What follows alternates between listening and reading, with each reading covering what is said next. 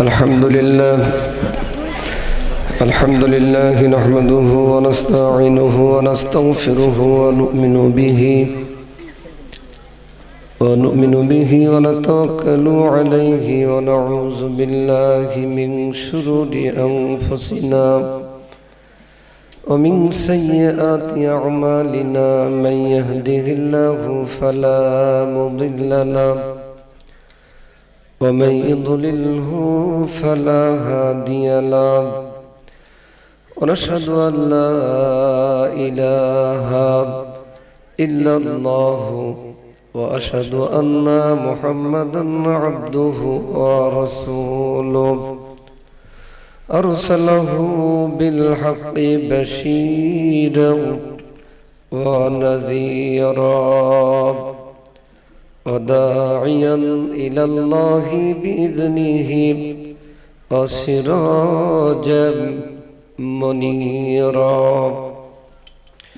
إن الله وملائكته يصلون على النبي يا أيها الذين آمنوا صلوا عليه وسلموا تسليما اللهم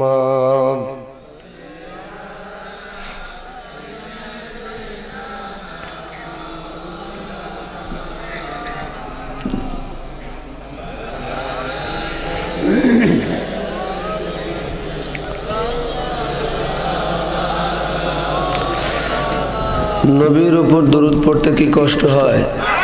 একটু আওয়াজ দিয়ে বলবেন আল্লাহুম্মা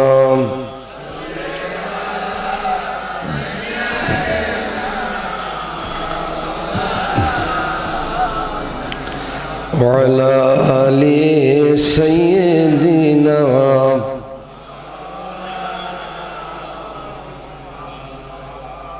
আপন আপন করো রে মন, সে তো তোমার আপন নয়, তোমার আপন যিনি তিনি শুয়ে আছেন মদিনায়। আল্লাহুম্মা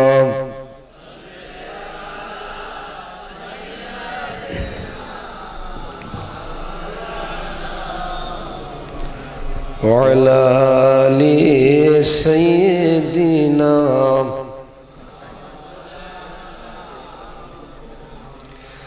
বেলাল বলেন রাসূলুল্লাহ কেন তুমি আমায় ভুললা? বেলাল বলেন রাসূলুল্লাহ কেন তুমি আমায় ভুললা? একা কেন করিলা তুমি আমারে? কি হবে হাসরের মাঠে? আল্লাহুম্মা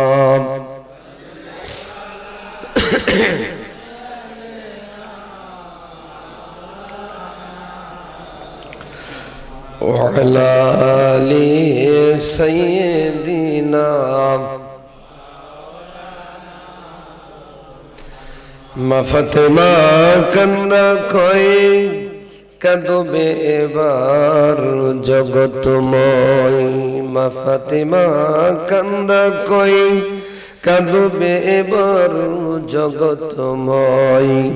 রাসূল বিনে আমার রাসূল গেছেন কোনখানে? আল্লাহুম্মা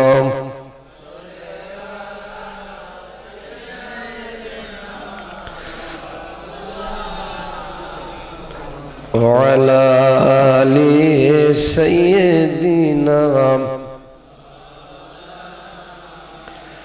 ঘটির ভাই মাটির গাথা আড়াই হাতের গভীরতা ঘরের নাই দরজা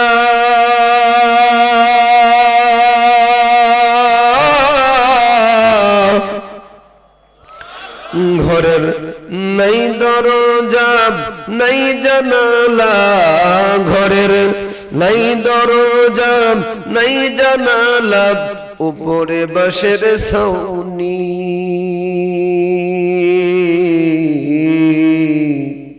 আমার রাসূল গেছেন ওইখানি। আল্লাহুম্মা সাইয়্যিদিনা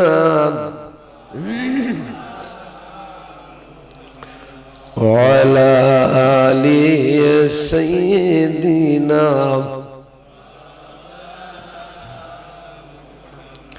জবান খুলে বলুন বালাগাল উলা বিকামালিহি কাশাফাদ দুজা বিজামালিহি হাসনাত জামিউ খিসালিহি সাল্লু আলাইহি ওয়া আলিহি।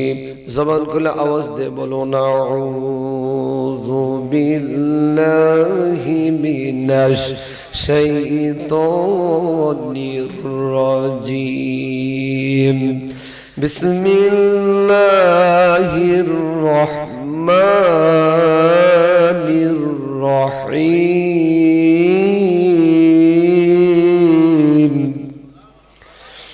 ইয়া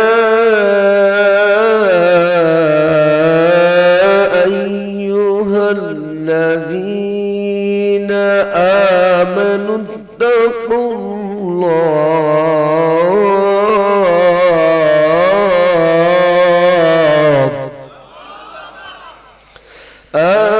اتقوا الله حق تقاته ولا تموتن إلا وأنتم مسلمون.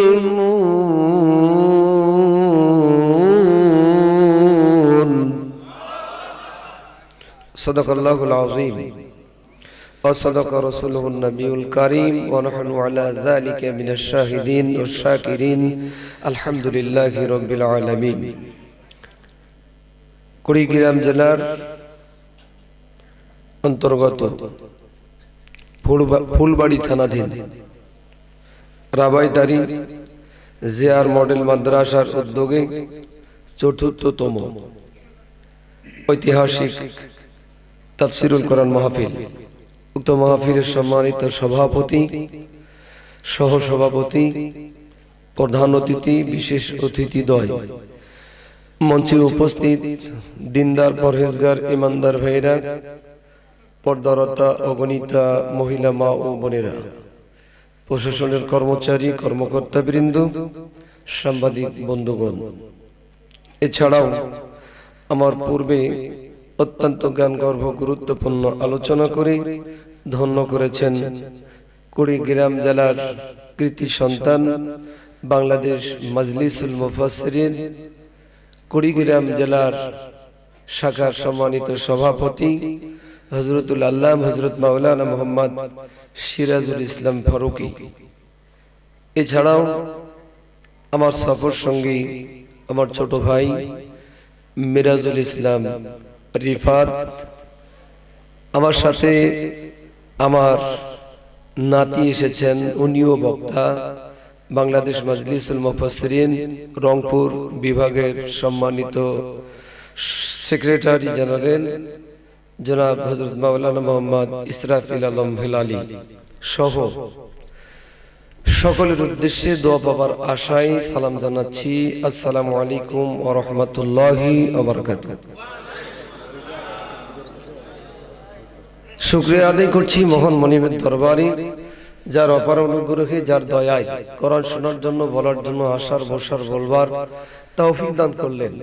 মহান মনিবের দরবারে শুকরিয়া আদায় করছি উচ্চ আওয়াজে, উচ্চ শব্দে সকলেই বলুন আলহামদুলিল্লাহ। এটাই কি আপনাদের লাস্ট জোর না আরো আছে? দেন আলহামদুলিল্লাহ। আমার মনে হয় আরো আছে, যেটা এখনো দেন নাই দেন আলহামদুলিল্লাহ। খুশি হচ্ছেন কে? আরো আসতে কর, জোরটা কি? সম্মানিত ভাইরা, আমরা আল্লাহকে রাজি খুশি করার জন্য এসেছি আর শুকরিয়া আদায় করব তারই জন্য। আর কারোর জন্য শুকরিয়া আদায় হবে ইনশা, তাহলে একটু আওয়াজ দিয়ে বলা যাবে আমার সাথে আলহামদুলিল্লাহ। দরুদ ও সালাম বর্ষিত হোক মানবতার নবী, বিশ্ব নবী, বিশ্ব নেতা, ওয়ার্ল্ড বিশ্বে যত নেতা আছে সকল নেতাদেরও নেতা মুহাম্মদুর রাসূলুল্লাহ সাল্লাল্লাহু আলাইহি ওয়াসাল্লাম। আমি ছোট্ট দুইটা আয়াতে কারিমা তেলাওয়াত করেছি। এখন 11টা বেজে 6 মিনিট, 12টা পর্যন্ত আলোচনা হবে। সে পর্যন্ত আপনারা সবাই থাকবেন, সবাই ঝোঁকতে তালতে বলবেন না, থাকবেন। কারা কারা থাকবেন না?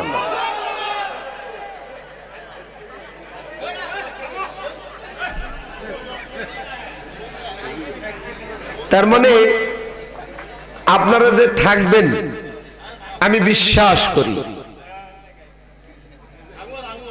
আপনারা থাকবেন এটা আমি বিশ্বাস করি। শুধু আপনাদের মেমোরিটাকে একটু ঝালাই করার জন্য হাতটা উঠালাম, যা আপনাদের সবই ঠিক আছে, এক জায়গায় ঠিক নেই। মানে বক্তা যা কয় তালতেই সব, এটা করা যাবে আমি বিশ্বাস করি এবং বিশ্বাস করব। সভাপতি মহোদয়ের উপস্থিতিতে, অতিথির উপস্থিতিতে দেখতে চাই একটা তাকবীরের আওয়াজ হবে। এদিক সেদিক এখন পর্যন্ত যারা ঘোরাফেরা করছেন তারা জানুক আজাদি এসেছে। প্রথম মাহফিলটা মনে হয় এই মাদ্রাসার উদ্যোগে আমি এসেছিলাম, আর 2টা মাসই নেই, এবারে 4র্থতম মাহফিলে আমি এসেছি। আপনারা খুব বেজার হয়েছে, খুশি হলে সবাই মিলে আমার সাথে একটা তাকবীর দিতে হবে। এই তাকবীরের আওয়াজ একেবারে শাপলা চত্বর পর্যন্ত। হ্যাঁ, ভুল হয়েছে, দেন লিল্লাহি তাকবীর। এটা গেছে ভাই, হয়েছে, ভালো আছে। এটা কি অত দূর পর্যন্ত পৌঁছেছে? আমি মনে করি রংপুরের শাপলা চত্বর পর্যন্ত গেছে কিনা এটা সন্দেহ। শোনেন মুসলমান, কথা শোনেন, 90% মুসলমানের দেশ, 250 কোটি মুসলমান। এখন শুধু বাংলাদেশ নয়, সারা বিশ্বে 82 লক্ষ ইহুদি ইসরায়েলে বসবাস করতেছে। কয় লক্ষ? একটা হুঙ্কার দিলে তারা পালার দিশা পাবে। এত মুসলমান, এরপরও তারা পালায় না, আমাদেরকে মারে, মার খায় বসে থাকি চুপচাপ। তার মানে আমাদের ইমানের ঘাটতি আছে। কথা বলেন, কথা ঠিক কিনা? ইমানি মজবুতি নিয়ে আজকের ময়দান থেকে যা আলোচনা হবে বাস্তবায়ন করার লক্ষ্যে আগামী দিন যখন যেভাবে আপনাকে আমাকে ইসলামের নেতৃবৃন্দ ডাক দিবে, কাপড়ের কাপড় পরে মাঠে ময়দানে যাওয়ার জন্য, বুকে তাদের ঢেলে দেওয়ার জন্য রাজপথে কারা রাজি আছো? 2 হাত তুলে আল্লাহকে দেখা।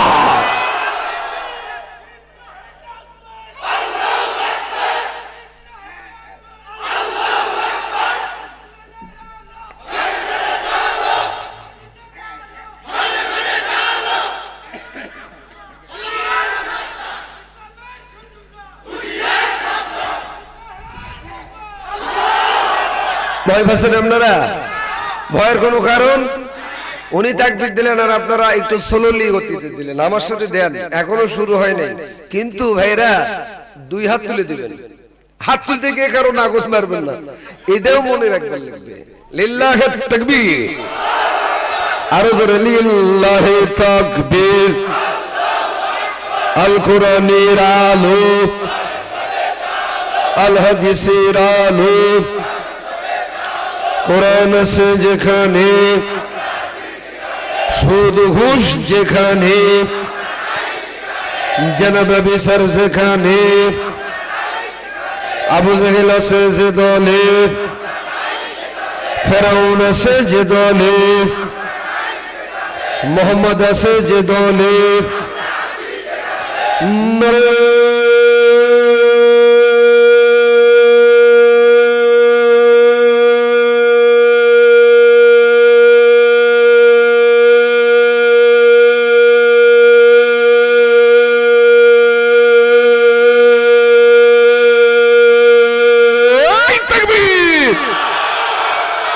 লিল্লাহি তাকবীর।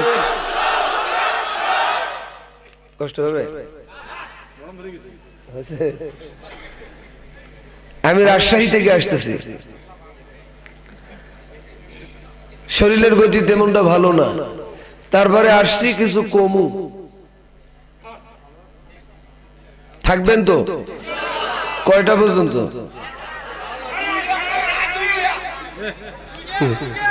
দুইটা হলে ভালো, আরো একটু ভালো হয় না? কাল তো হরতাল, বক্তা ওয়াজ করবা যাবে কই? এখানেই চলুক, সমস্যা কি? মহামিলেই থাকা ভালো।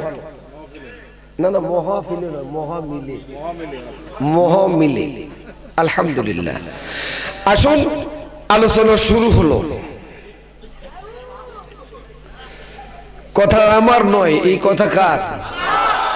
মা বোনেরা আছে? এত মা বোন এসছে, পুরুষ যদি হয় 1 গুণ, তারা আসছে 10 গুণ। তাদের জন্য ওয়াজ হবে টাটকা ওয়াজ। জান্নাতে যাওয়ার জন্য যে ওয়াজ না করলেই নয়, সেটা করা হবে। আমল করবেন, জান্নাত পাবেন। বক্তার বাপও জান্নাত দিবার পারবে না যদি আমল না করেন। মা বোনদেরকে দৃষ্টি আকর্ষণ করে বলছি, আপনারা একটু উঠে দাঁড়ান। আপনারা না, আপনারা একটু উঠে দাঁড়ান। 1 বোন আর 1 বোনকে জায়গা করে দেন। দেখেন না এনাদের পর আপনাদের রসটা কি হয়। শেষ পর্যন্ত দেখে যেতে হবে। আজ যদি রাগে চলে যান, ক্ষতি আপনার, আমার না। আসছেন, একটু কষ্ট করে থাকেন। আপনার বাবু যাইতে পারতো না, কিন্তু এটা আমি করব না। ওর শেষে কিছু চাবো এই প্রতিষ্ঠানের জন্য, তাতে আপনারা কি বেজার হবেন? আমি বিশ্বাস করি, দেন দেন না দেন না দেন, শেষ আখিরি মোনাজাত পর্যন্ত থাকবেন। এটা আমার অনুরোধ। আশা করতেছি আপনারা থাকবেন ইনশাআল্লাহ। আল্লাহ বললেন, হে ঈমানদারগণ, কোশ্চেন হলো, আমরা ঈমানদার না বেঈমান? জোরে কর, এটাই জোর। আমরা ঈমানদার না বেঈমান? আলহামদুলিল্লাহ। ভয় করো আমাকে, কে বললেন? আমরা ভয় করি, করি করি। হাসবেন না। আর এই হাসি দেখার জন্য আমি আসিও নাই। যে সময়ে আলোচনা হচ্ছে অত্যন্ত দুঃখজনক অধ্যায়। সময় কাল পাত্র ভেদে অস করবেন লাগবে। এই দিকে তাকান। আল্লাহ বললেন, হে ঈমানদারগণ, আমরা ঈমানদার না বেঈমান? কথা বুঝবেন। ভয় করো আমাকে, জোরে বলেন কাকে? ততক্ষণ পর্যন্ত কবরে আসিও না। কতক্ষণ? ততক্ষণ যতক্ষণে আমরা পুরাপুরি মুসলমান। আমরা মুসলমান। আমরা কি? সবাই বলেন কেমন মুসলমান? একটা গান তো ছোট্ট বাচ্চার কাছ থেকে শুনলেন, আর বলার দরকার নেই। আপনারা মনে হয় মোটর সাইকেল কোনোদিন দেখেন নাই, কথা দেখছেন? আলহামদুলিল্লাহ বলেন। এটা নিউজ দেয় আপনাদের। গত 10 তারিখ সকাল 10:30টায় আমার 125 একটা বাইক ছিল, ডিসকভার। আমি এখানে ক্যামেরাটা যেখানে, এখানে আমার মোটরসাইকেল। ভিডিও ফুটেজে দেখতে পাচ্ছি আমার গাড়ির মতো আর একটা গাড়ি দাঁড় করে রাখছে। আমার গাড়িটা নিজের মনে করে নিয়ে যাচ্ছে, আর আমি দেখতেছি আমার গাড়ি আছে। চা খাবার যা দেখি, এসে এ গাড়িও নাই, ও গাড়িও নেই। সুবহানাল্লাহ বলবেন না? তার মানে চুরি হয়েছে। কি হয়েছে? এই চুরি হওয়ার পিছনে কারণ আছে। কারণটা কি?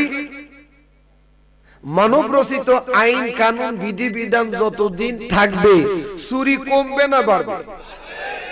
আজ আল্লাহর কোরআন যদি সংবিধানের কিতাব হতো, আর একটা চোরকে ধরার পর যদি ওই অনুযায়ী বিচার করা হতো, বিশ্বাস করেন চোর খুঁজে পাওয়া যেত না। চোর চুরি করবে নিয়ত পর্যন্ত করতে পারতো না।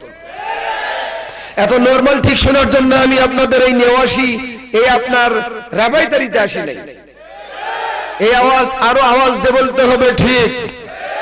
আরো জোরে আসি যখন বলবো ইনশাআল্লাহ। মোটরসাইকেলের মেকারের দোকানে দেখবেন চাকাও নাই, ব্রেকও নাই, শুধু আপনার এই ট্যাঙ্কিটাও নাই, ট্যাঙ্কি বুঝেন,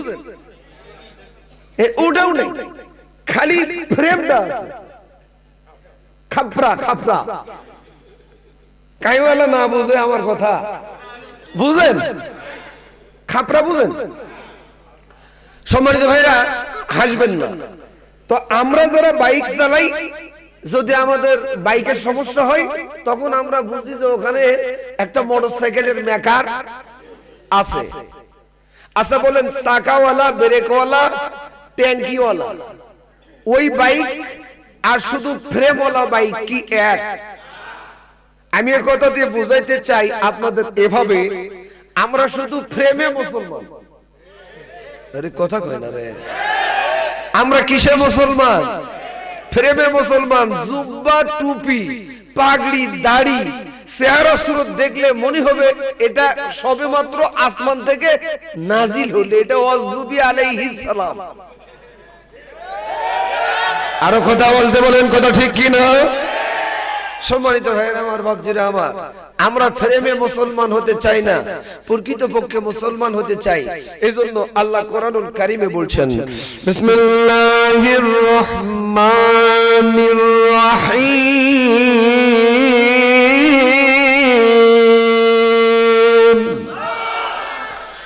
ইয়া আইয়ুহাল্লাযীনা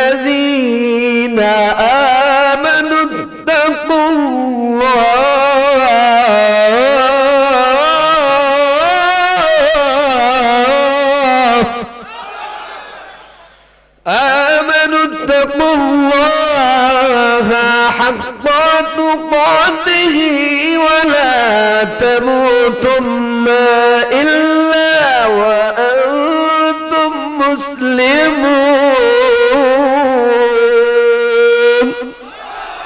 একটা আওয়াজ দিয়ে বলা যাবে কি আল্লাহু আকবার? কারণ মুসলমান কোরআন তেলাওয়াতের শেষে আল্লাহু আকবার বললে মুসলমান নর ও নারীর ঈমানি স্পিরিট বাড়ে। আজ স্পিরিট কমে যাওয়ার কারণে মুসলিম জাতি মার খায়। যে মুসলিম জাতি সারা বিশ্বে মাথা উঁচু করে দাঁড়াবে, আজ মাথা নিচু করে চলতে হচ্ছে। কথা বলেন, কথা ঠিক কিনা? আমরা আর মার খেতে চাই না, আগামী দিন আমরা মার দিব ইনশাআল্লাহ। আল্লাহ কবুল করুন। আমি যে আয়াতে কারিমা তেলাওয়াত করলাম, এই কথাটা কি আমার না কার? আল্লাহ বললেন, হে ইমানদারগণ, ভয় করো আমাকে, ততক্ষণ পর্যন্ত কবরে আসো না যতক্ষণ পর্যন্ত পুরোপুরি মুসলমান না হয়েছো। তাহলে মুসলমান না হওয়া পর্যন্ত কবরে যাওয়া যাবে। আজকের আলোচনার মূল বিষয় হলো তিনটা। এক নম্বর হলো মুসলমান হবার পূর্ব শর্ত হলো মানুষ হতে হবে। কি হতে হবে? এরপর কবরে যেতে হবে, তারপরেই মুসলমান হতে হবে। অর্থাৎ মুসলমান হতে হবে, কবরে যেতে হবে। আলহামদুলিল্লাহ বলবেন না? সম্মানিত ভাইরা আমার, আমি হাজরাত মজলিসে জিজ্ঞাসা করতে চাই, আমরা যারা এখানে বসে আছি, আমরা মানুষ না অন্য কিছু? সত্যি মানুষ? আমি যদি বলি আমরা এখনো মানুষ না, বলতে পারেন ঠিক কি না? এক্সাম্পল, উদাহরণটা দিলে আপনারা বুঝতে পারবেন। একদিন রাস্তা দিয়ে এক হুজুর যাচ্ছেন, হুজুর দেখলে আপনারা দোয়া চান না? আজকে অনেকে আমাদের দোয়া নিয়ে ক্ষমতা পর্যন্ত গেছে, এখন আমাদেরকেই ধরে নাস্তা করতেছে, ঠিক কি না? দোয়া কিন্তু আমরা ঘুরে নিবারও পারি, আর দোয়া ঘুরে নিলে সাবেক জায়গায় যাবেন, যাওয়ার জন্য শুধু রেডি থাকেন, আর বেশি দূর নাই, সময় খুব অল্প ইনশাআল্লাহ। শুধু টাচিং বলতেছি, এদিকে তাকান। তো রাস্তা দিয়ে হুজুর যাই, যুবকও আসে। যুবক দেখতে পেয়ে বলছেন, হুজুর আসসালামু আলাইকুম। আচ্ছা বলেন, সালাম দিলে জবাব দেওয়া কতক্ষণ? কিভাবে জবাব দিবেন? আসসালামু আলাইকুম। শব্দটা হবে ওয়া আলাইকুমুস সালাম। কি হবে? ওয়া আলাইকুমুস সালাম ওয়া রাহমাতুল্লাহ। যুবক সালাম দিলেন আসসালামু আলাইকুম, হুজুর জবাব দিলেন ওয়া আলাইকুমুস সালাম। হুজুর আপনি আমার জন্য একটু দোয়া করবেন। হুজুর বললেন যা যুবক, দোয়া করলাম আল্লাহ যেন তোকে মানুষের মতো মানুষ বানিয়ে দেয়। মানুষ হতে হবে, মুসলমান হতে হবে, কবরে যেতে হবে। হুজুর দোয়া খারাপ করছে খুব। জোর ডাকতে বলেন হুজুর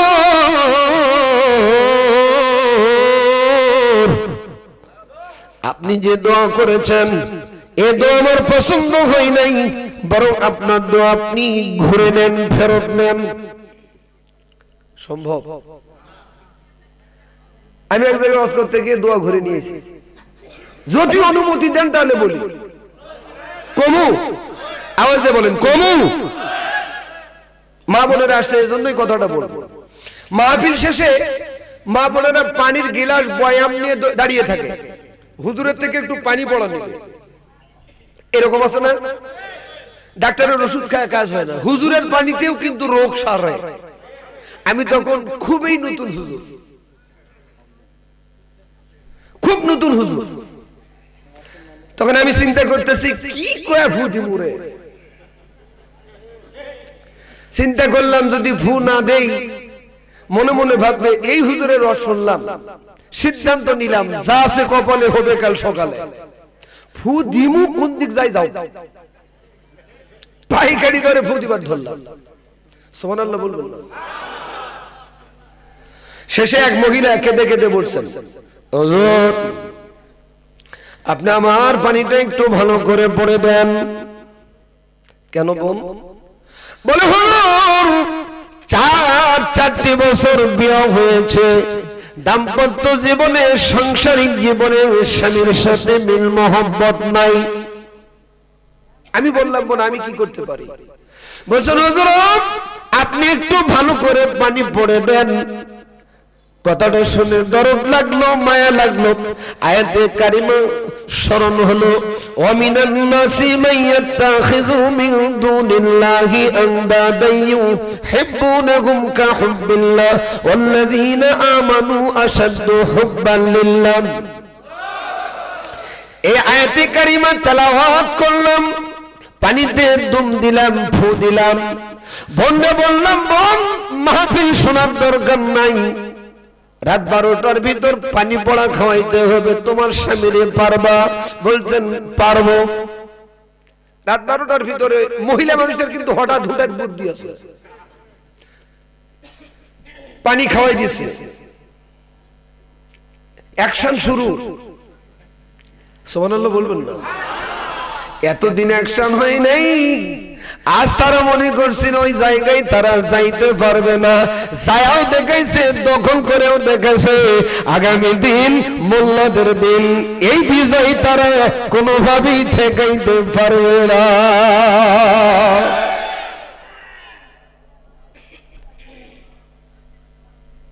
ফজরের নামাজ পর সভাপতি সাহেবের বাড়িতে দেখি একটা মহিলা আসতেছে। আমি মনে মনে ভাবতেছি গত রাত্রের ওই বনি হবে। কথা অনুযায়ী কাজ, বোরকা পরা, মুখটা বাঁধা, এসে সালাম দিল আসসালামু আলাইকুম। আমি জবাব দিলাম ওয়া আলাইকুমুস সালাম। বোন কি অবস্থা, কি খবর? কেঁদে কেঁদে বলেন হুজুর আপনার দোয়া আপনি ঘুরে নেন। আমি বললাম বোন কেন? বলেন হুজুর আপনার পানি পড়া খাবার পড়বে, যতটুকুন ভালোবাসা ছিল আপনার পানি পড়া খাওয়ার পর অতটুকুন ভালোবাসা নাই। দোয়া এখন ঘুরে, বলেন দোয়া কি ঘুরে নেওয়া যায়? এক্সাম্পল উদাহরণ, যুবক ডাক দিয়ে বলে হুজুর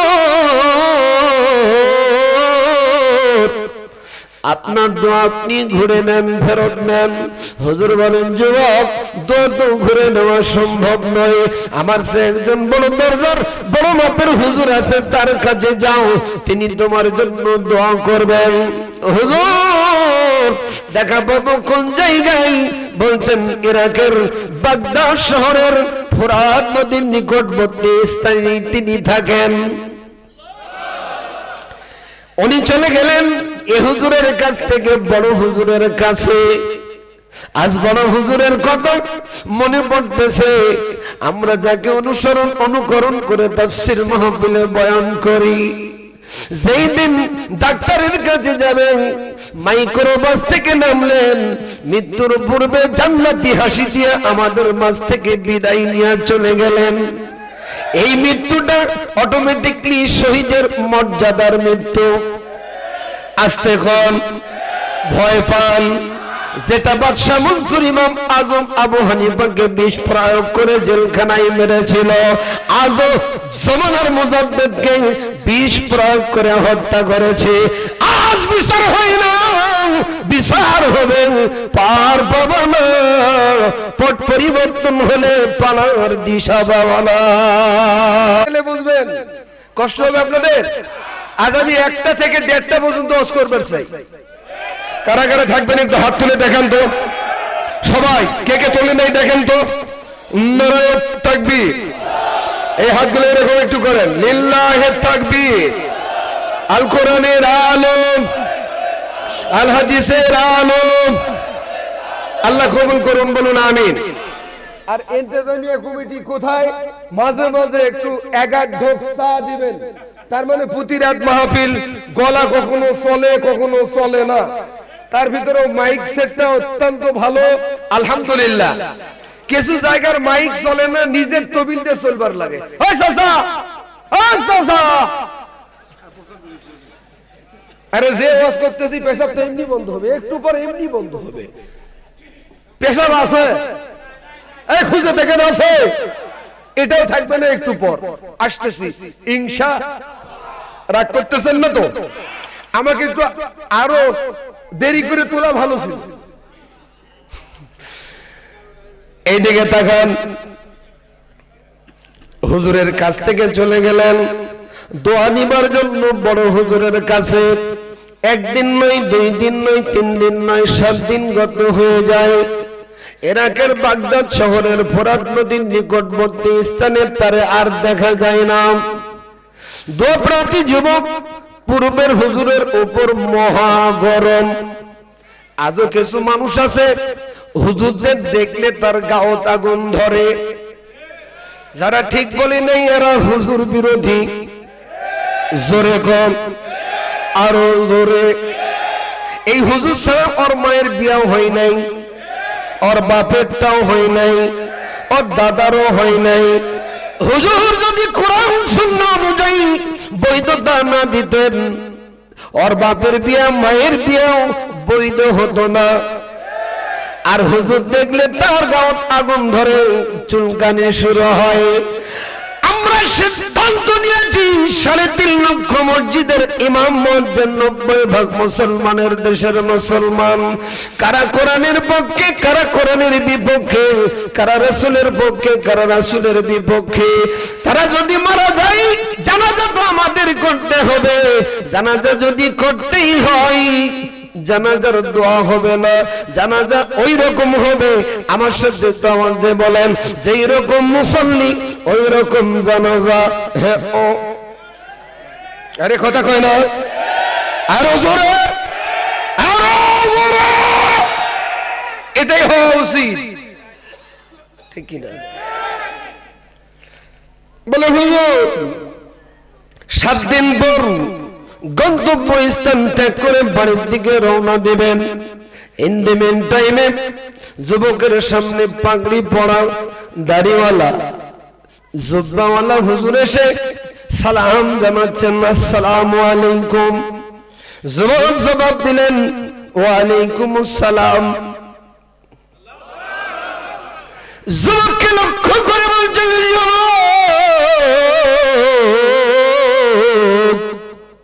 তুমি কি কারো কাছে এসছো? যুবক ডাক দিয়ে বলেন, হুজুর আমার সঙ্গে আর আপনি কথা বলবেন না। কেন বাবা? না, হুজুরদের উপরে যা আস্থা এবং বিশ্বাস ছিল টোটালি আমার আস্থা এবং বিশ্বাস নাই। হুজুর আবার রিপ্লাই টু বাবা তুমি কি কারো কাছে এসছো? একথা বলার সঙ্গে সঙ্গে এই যুবক তেলে আর বেগুনে এক জায়গায় দিলে যেমন জ্বলে ওঠে এরকম জ্বলে উঠলো। হুজুরকে মারমুখী হয়ে গেল। আবার হুজুর বলে বাবা তুমি কি কারো কাছে এসছো? হুজুর একথা বলাই যুবক একটু নরম হয়ে গেল। এতবার রাগ দেখালাম, হুজুর রাগ দেখালো না। তার মানে হুজুর তো সাধারণ কোন হুজুর না, হুজুর হলেন আল্লাহর বন্ধু। চিৎকার মেরে বলেন না মারহাবা। আল্লাহর যারা বন্ধু হয় তাদেরকে গালিগালাজ করলেও তারা রাগ করে না। এমনকি ফাঁসির মঞ্চে হত্যা করতে নিয়ে গেলেও, ফাঁসির মঞ্চে ওঠাইতে গেলেও তারা কখনো মন খারাপ করে না, কারো উপর রাগান্বিত হন না। কথা বলেন, কথা ঠিক কিনা? আল্লাহর বন্ধু তো তারা হয় 5 ওয়াক্ত নামাজ, তাহাজ্জুদের নামাজ কাজা যারা করে না। আলা ইন্না আউলিয়া আল্লাহি লা খাউফুন আলাইহিম ওয়া লা হুম ইয়াহজানুন।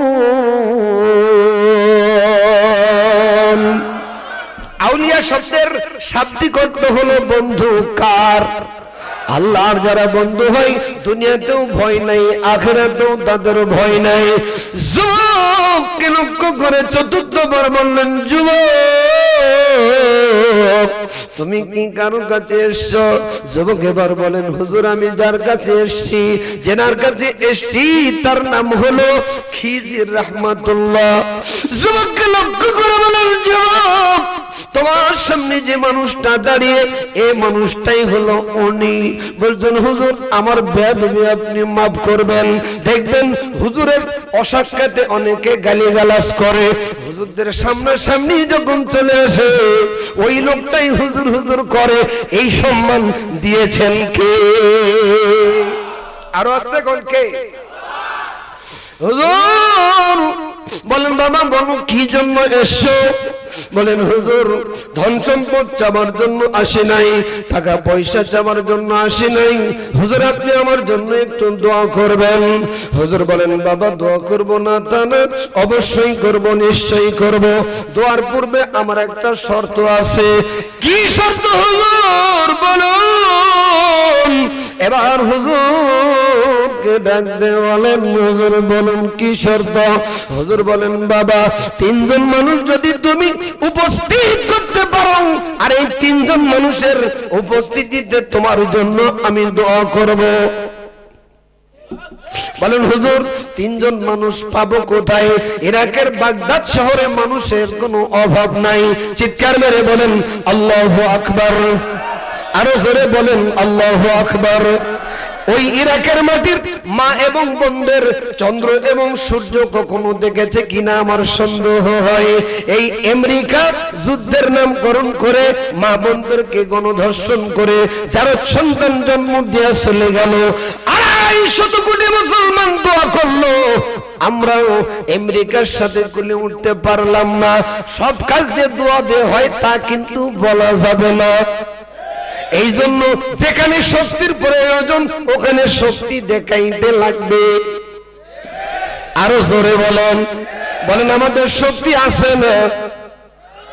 আরো জোরে। যদি শক্তি থেকে থাকে ফিলিস্তিনের মা বোনদেরকে আজকে তারা হত্যা করতেছে।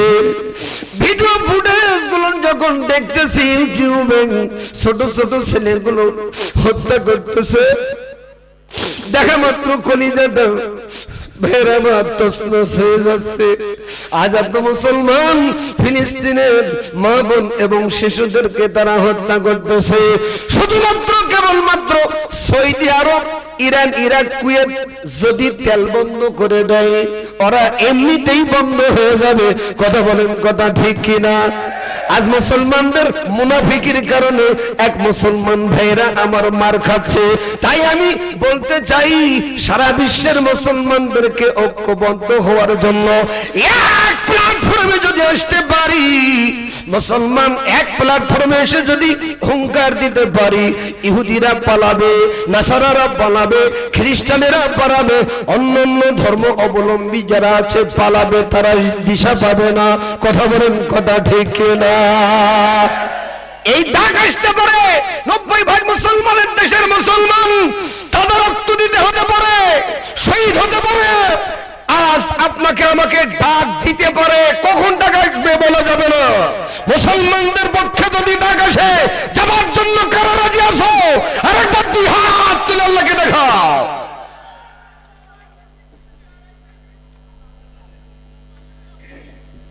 আলহামদুলিল্লাহ।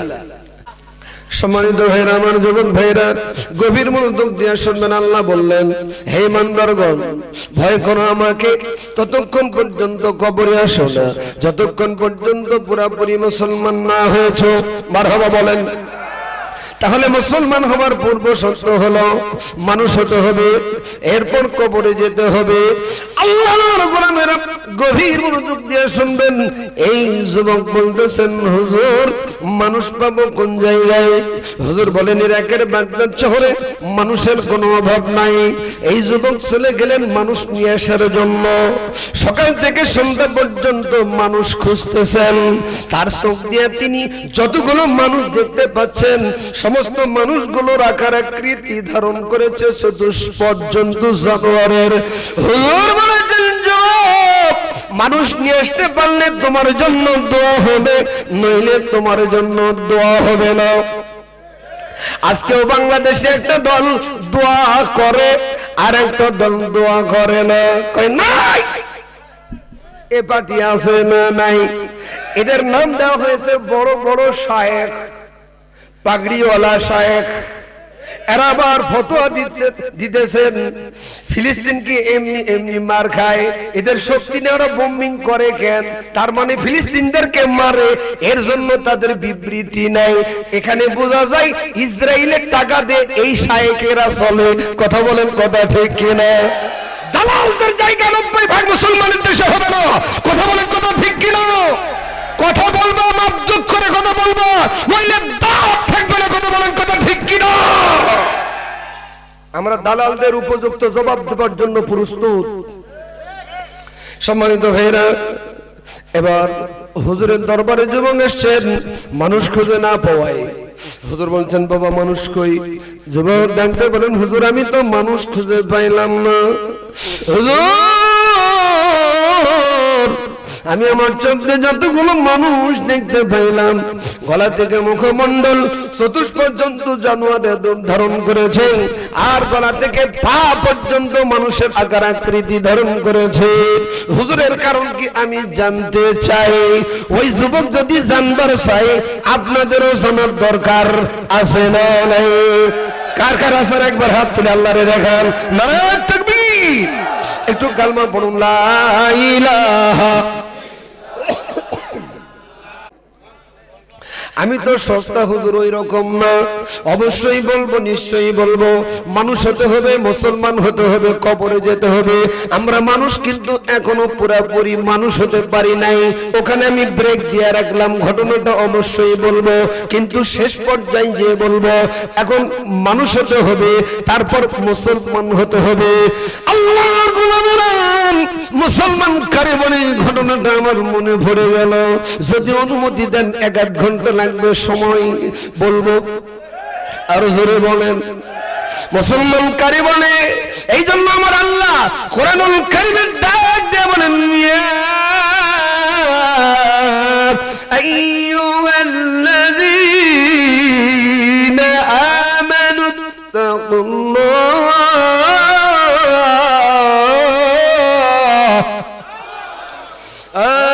اتقوا الله حق تقاته ولا تموتن إلا وأنتم مسلمون।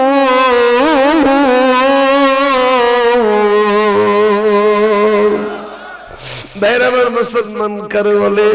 মক্কা থেকে মদিনায় যাবে মুসলিম যুবক। আল্লাহু আকবার। এই যুবকের তখন বাহন ছিল ঘোড়া। কি ছিল?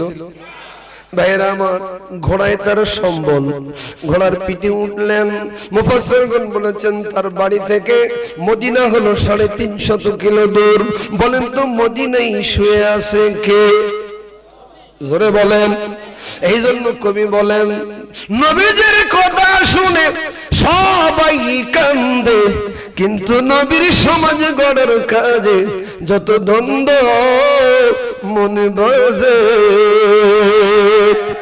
নবীজির কথা শুনে সবাই কান্দে, কিন্তু নবীর রাষ্ট্র গড়ার কাজে যত দ্বন্দ্ব মনে বাজে।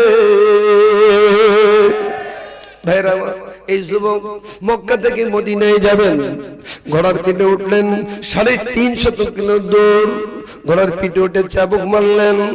মাঝামাঝি পথে গিয়ে সিদ্ধান্ত নিলেন, একটানা যদি ঘোড়া দাবড়াই চলে যাই মদিনায়, ঘোড়া আমার হার্ট অ্যাটাক করে মারা যেতে পারে। ঘোড়াটাকে আরাম দেবার জন্য, রেস্ট দেবার জন্য বাগানের নিকটে গিয়ে দাঁড়ালেন যুবক। দেওয়ার পরে লাগাম ছেড়ে দিলেন। লাগাম ছেড়ে দেওয়াই বাগানে ঢুকলেন। ওই ঘোড়া বাগান মালিক বাগান পাহারা দিতেছেন, বয়োজ্যেষ্ঠ মুরব্বী মানুষ। আল্লাহর গোলামেরা,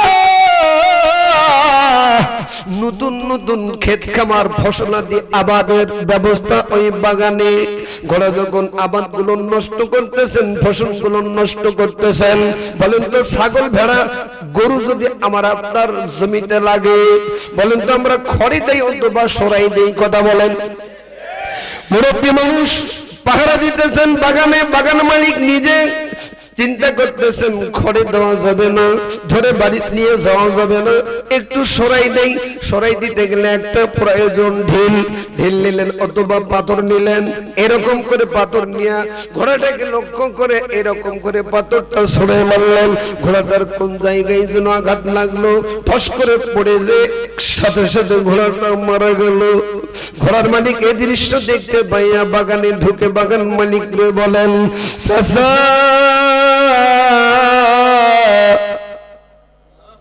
আপনি আমার ঘোড়াটারে কেন মেরে ফেললেন? বাবা, মেরে ফেলার উদ্দেশ্যে মারি নাই। মারেন নাই মানে?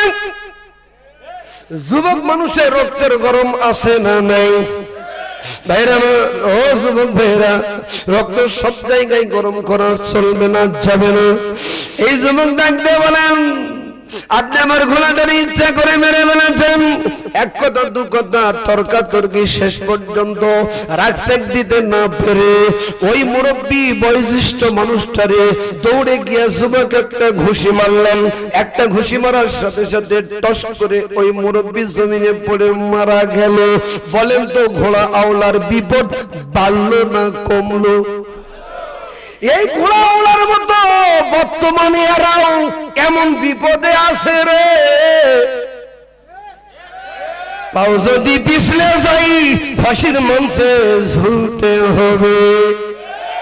যত দোষ নন্দ ঘোষ, সত্যটা বললে দোষ, করলে অন্যায়ের প্রতিবাদ, নামটা হবে তোমার জঙ্গিবাদ, নামটা হবে তোমার মৌলবাদ। যত দোষ, বলেন না, যত দোষ নন্দ ঘোষ, সত্যটা বললে দোষ, করলে অন্যায়ের প্রতিবাদ, নামটা হবে তোমার জঙ্গিবাদ, নামটা হবে তোমার মৌলবাদ। পেন্টাগনের হামলা হলো, আমেরিকা অস্ত্র খুঁজে নাহি পেল, আলী মাওলা আমার দিল দোষের অপবাদ, নামটা হবে তোমার জঙ্গিবাদ, নামটা হবে তোমার মৌলবাদ। লিল্লাহে তাকবীর, আরো জোরে লিল্লাহে তাকবীর। সম্মানিত ভাইরা, এই যুবক সামনে তাকায়, ডানে তাকায়, বামে তাকায়, পিছনে তাকায়, হত্যা করেছি, যদি কেউ দেখতে পায় আমাকেও তো এভাবে মারবে। ওরা যেভাবে মেরেছে, পট পরিবর্তন হলে এরাও তো মারবে। ভয় আছে না নেই? আল্লাহর গোলামেরা গভীর মনোযোগ দিয়ে শুনবেন গো। এই যুবক ডানে তাকাই বামে তাকাই সামনে তাকাই পিছনে তাকাই কেউ যখন নাই দেখতে পাই নাই মনে মনে সিদ্ধান্ত নিছেন এখন পালিয়ে যাই আবার মনে মনে বারবার কে যেন দোলা দেয় তুমি তো অন্য কোন ধর্মের মানুষ নয় তুমি হলো মুসলিম মুসলিম শব্দের শাব্দিক অর্থ হলো শুধুমাত্র আত্মসমর্পণ করবে কার কাছে সিলিন্ডার করবে কার কাছে মাথা নত করবেন কার কাছে এই যুবক সিদ্ধান্ত নিল আমি যে অপরাধ করেছি এই অপরাধের শাস্তি দুনিয়াতে গ্রহণ করে পাপ মুক্ত হয়ে আমি কবরে যাব আর আস্তে কন্যা সুবহানাল্লাহ যাসে কপালে হবে কাল সকালে লাশের পাশে যুবক দাঁড়িয়ে রইল মনে মনে ভাবতেছেন অবশ্যই এই বাগান মালিকের আত্মীয় স্বজন ছেলে সন্তানাদি আছে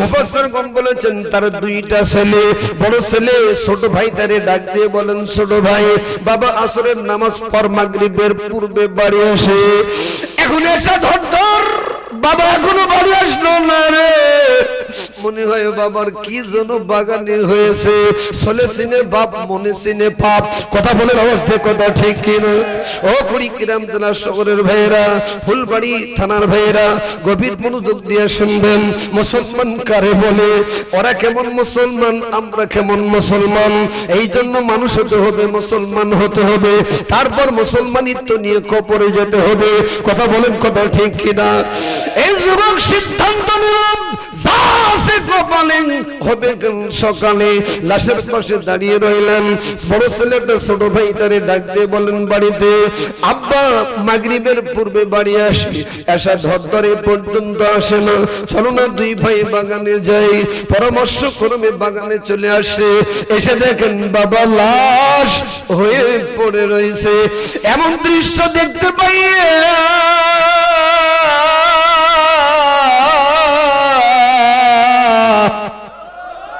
যুবক ডাকতে বলেন যুবক রে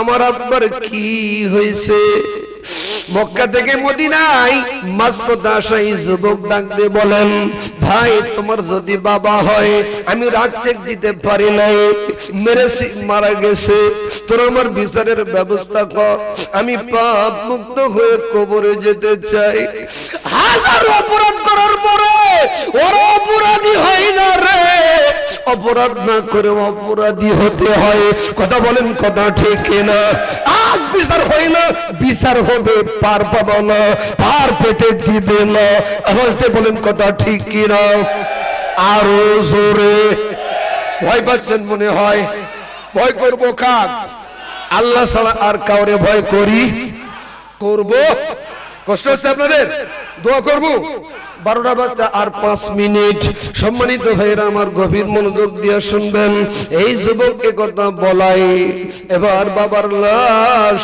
যুবক দুই ভাই ঘাড়ে নিলেন কাঁধে নিলেন আসামিরের সঙ্গে করে নিয়ে বিচারকের দরবারে যান বিচারক আর কেউ নয় অর্ধ জাগানের খলিফাতুল মুসলিমিন আমিরুল মুমিনিন হযরত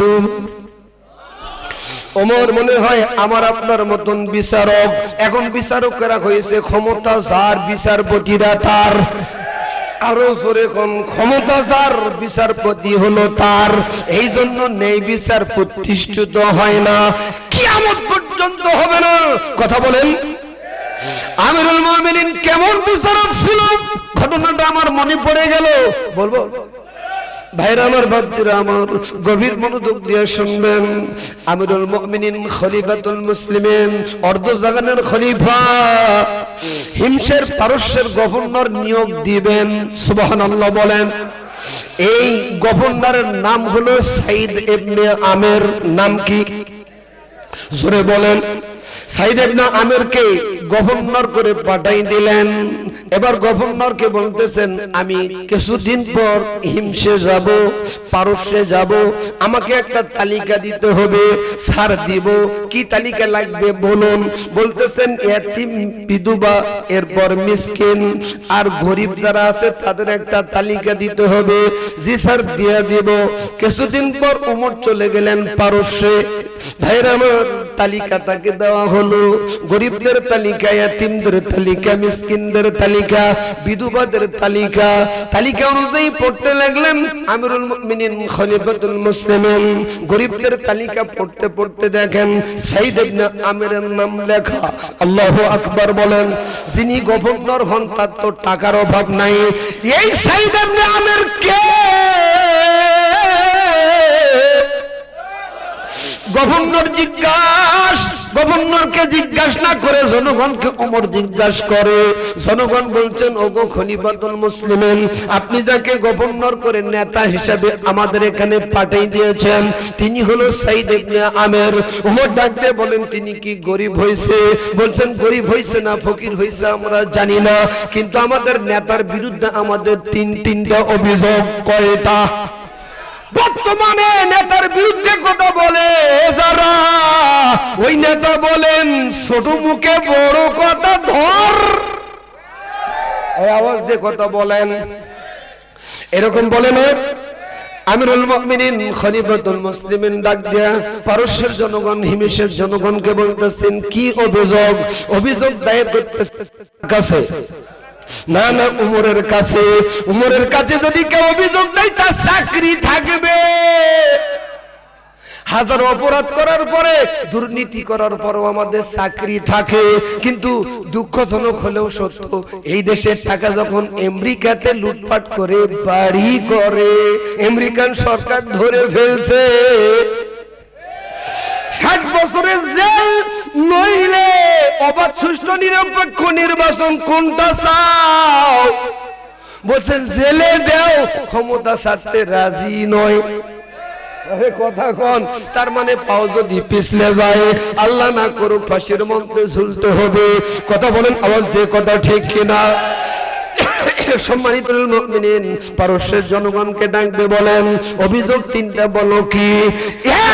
এক নম্বর অভিযোগ, খলিফাতুল মুসলিমিন আমাদের নেতা লিডার গভর্নর অফিসে আসতে দেরি করে, প্রাইমারি চাকরি করে, স্কুল না যেও বেতন তুলে খাই, এরকম পার্টি আছে না নাই? যদি কথা না বলেন তাহলে আপনারা অন্যায়কে সাপোর্ট করেন। জোরে বলেন, আছে না নাই?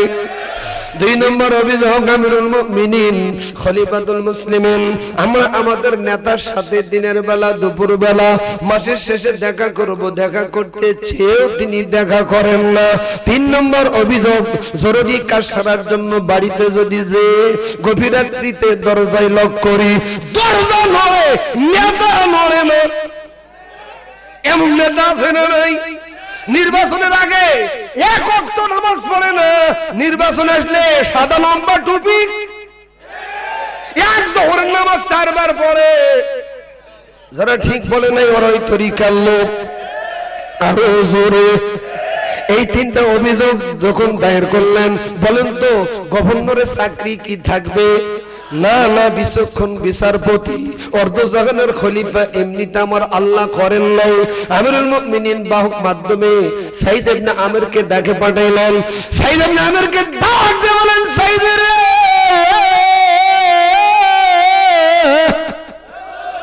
তোমার বিরুদ্ধে জনগণ 3টা অভিযোগ দায়ের করেছে, সঠিকভাবে যদি বলতে পারো তাহলে তোমার চাকরি থাকবে, নইলে তোমার চাকরি থাকবে না।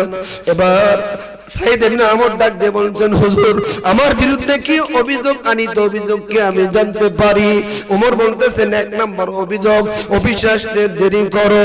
2 নম্বর অভিযোগ মাসের শেষে দিনের বেলা, দুপুর বেলা দেখা করতে চেও জনগণের সঙ্গে দেখা করো না। 3 নম্বর অভিযোগ, ওগো খলিফাতুল মুসলিমিন আমিরুল মুমিনিন বলুন কি অভিযোগ? বলতেছেন, রাত্রের বেলায় জনগণ ডাকতে আসলে কাজ সারার জন্য দরজা নড়ে, কিন্তু তুমি জবাব দাও না। কথাগুলো কি সঠিক? নেতা বলছেন ওগো খলিফাতুল মুসলিমিন, একটাও তারা মিথ্যা বলে নাই, তিনটাই সঠিক। আরো জোরে। বর্তমানে টিভি টেলিভিশন দেখলে সব অপরাধ মৌলবীরা, ওরা একেবারে সবেমাত্র আসমান থেকে নাজিল হলো, তাদের কোনো দোষ নাই, আছে না নাই? আমিরুল মুমিনিন খলিফাতুল মুসলিমিন বলতেছেন সঠিকভাবে যদি বর্ণনা করতে পারো, কারণ দোষ নিতে পারো, চাকরি থাকবে, নইলে তোমার চাকরি থাকবে না।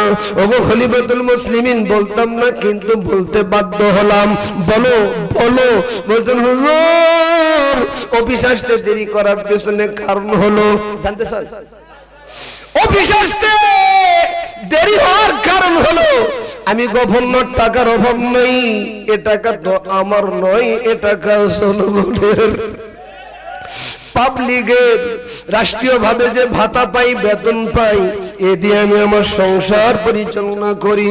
হুজুর আমার স্ত্রী অসুস্থ, আমার দুইটা ছোট্ট ছোট্ট ছেলে মেয়ে, নিজে স্কুলে পাঠাই, সংসারে যাবতীয় কাজ করি, স্ত্রীর খেদমত করি, এজন্য অফিসে আসতে আমার দেরি হয়ে যায়। ওমর আল্লাহর দরবারে শুকরিয়া আদায় করে বলে, আল্লাহ যে নেতা নিয়োগ দিয়েছি গো আল্লাহ, এ নেতা দুর্নীতিবাজ নেতা নয়। ওমর ডাক দিয়ে বলেন, 2 নম্বর অভিযোগ, যদি কারণ দোষ চিন্তা করো, চাকরি থাকবে, নইলে চাকরি থাকবে না। এ বিষয়ে গভর্নর সাইদ ইবনে আহমেদ ডাক দিয়ে বলছেন, ওগো আমিরুল মুমিনিন, বলতাম না কিন্তু বলতে বাধ্য হলাম। আমি গভর্নর, টাকার অভাব নাই, যা বেতন পাই এ দিয়ে সংসার আমার কোন রকম চলে। হুজুর আমার গায়ে একটা মাত্র জামা জুব্বা, মাসের শেষে দিনের বেলা দুপুর বেলা নিজ হাতে ধৌত করে রোদ্রে শুকাইবার জন্য দিয়া দেই। যখন এমন সময় এসে আমারে ডাকে,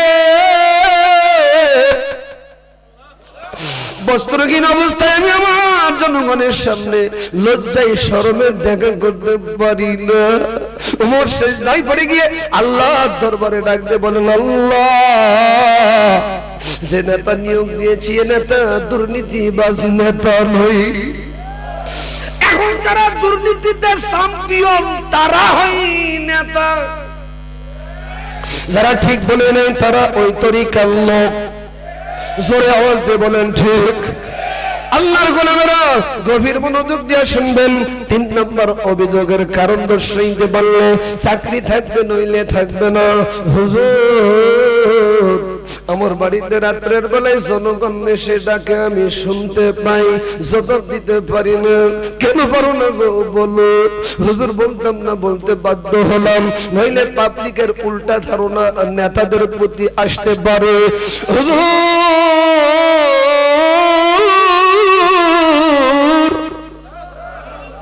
অফিসে থাকাকালীন আল্লাহকে যতটুকু স্মরণ করার করতে পারি করি। অফিস থেকে যখন বাড়ি চলে আসি, দুনিয়াবি সমস্ত কাজ বাদ দিয়ে আমি নামাজে দাঁড়িয়ে যাই।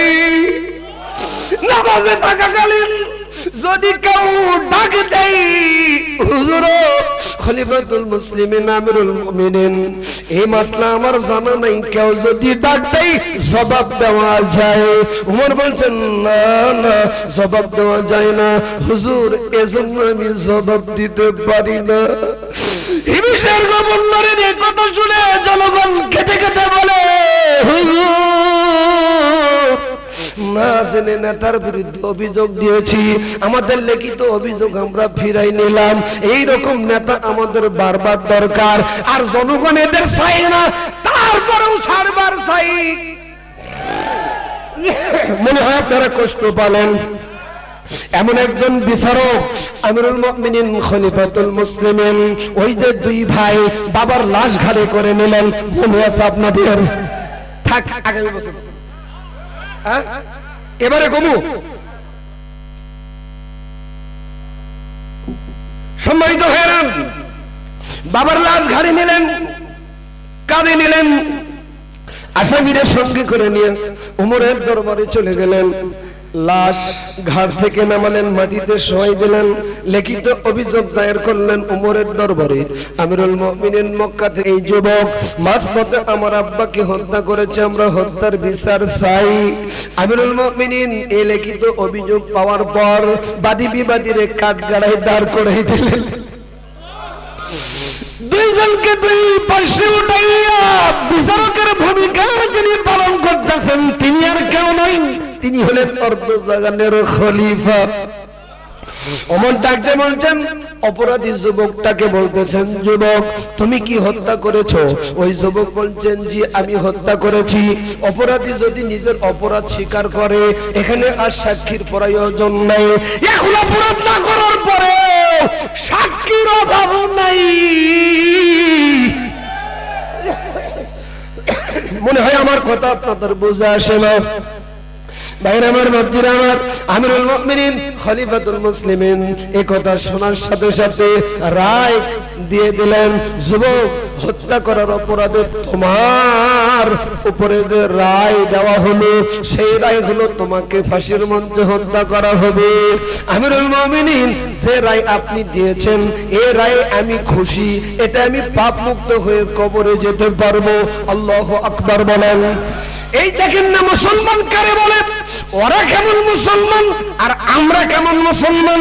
হাজারো অপরাধ করার পর আমরা স্বীকারই করতে চাই না। আমিরুল মুমিনিন খলিফাতুল মুসলিমিন ডাক দিয়ে বলেন, যুবক তোমার তো রায় কার্যকর করা হবে, ফাঁসির মঞ্চে তোমাকে হত্যা করা হবে। মৃত্যুর পূর্বে তোমার কিছু চাওয়া পাওয়ার আছে নাকি রাষ্ট্রের সরকারের কাছে? বলেন, হুজুর আমার একটা ছোট্ট চাবার আছে। কি চাবার? বলতেছেন, আমাকে কি আপনি একটা মাস ছুটি দেবেন? ওমর বলতেছেন, তোমার বাড়ি চিনি না, ঘর চিনি না, তোমার বাবাকে তোমার মাকে আমি তো চিনি না রে যুবক। ছুটি যদি দেই, তুমি যদি না আসো ওমর বিচার করবে কার? এই জন্য ওমর ডাকতে বলতেছেন, যুবক ছুটি দিব না তা না, একজন জিম্মাদার দিতে হবে। আজও যদি কোর্টে মামলা হয়, যদি আপনার জামিন দেয়, জামিনদার কিন্তু উকিল হয়। কে হয়? উকিল জামিনদার হয়ে যায়। আমিরুল মুমিনিন খলিফাতুল মুসলিমিন এই কথা বলাই। যুবক বলছেন, হুজুর এই মদিনাতে আমার আপনজন বলতে কেউ নেই, আর অপরিচিত মানুষের জিম্মাদারি কেউ নিতে চাবে না। হুজুর আমারে কি ছুটি দেওয়া যায় না? ওমর বলছেন, না না, জিম্মাদার না দিতে পারলে ছুটি কপালে জুটবে না। একটা আওয়াজ দিয়ে বলেন না আল্লাহু আকবার। যুবক কেঁদে কেঁদে বলেন, হুজুর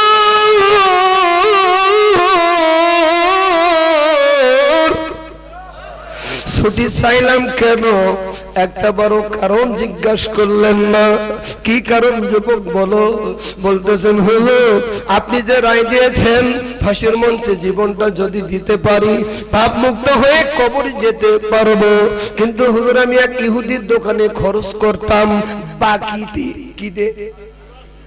অনেকে দেখবেন যদি দোকানে বাকি খায় ৫,০০০ টাকা ঋণ হয়, ওই দোকানের সামনে দিয়ে আর হাঁটে না, অন্য দোকানে খরচ করে। পহেলা দোকানদার বলে, ভাই টাকা দাও, বলেন চেয়ারম্যান মেম্বার নিয়ে টাকা তুলে নাও, মরার পরেও দেয় না। এরকম পার্টি আছে না নেই? গভীর মনোযোগ দিয়ে শুনবেন। আমিরুল মুমিনিন খলিফাতুল মুসলিমিন এই কথা শোনার সাথে সাথে বলতেছেন, ছুটি দেওয়ার তো দরকার, ঋণ পরিশোধ করারও তো দরকার, কিন্তু জিম্মাদার না দিতে পারলে ছুটি কপালে জুটবে না। এই ঘটনাটার কেউ শুনলেন না, একজন সাহাবী শুনলেন।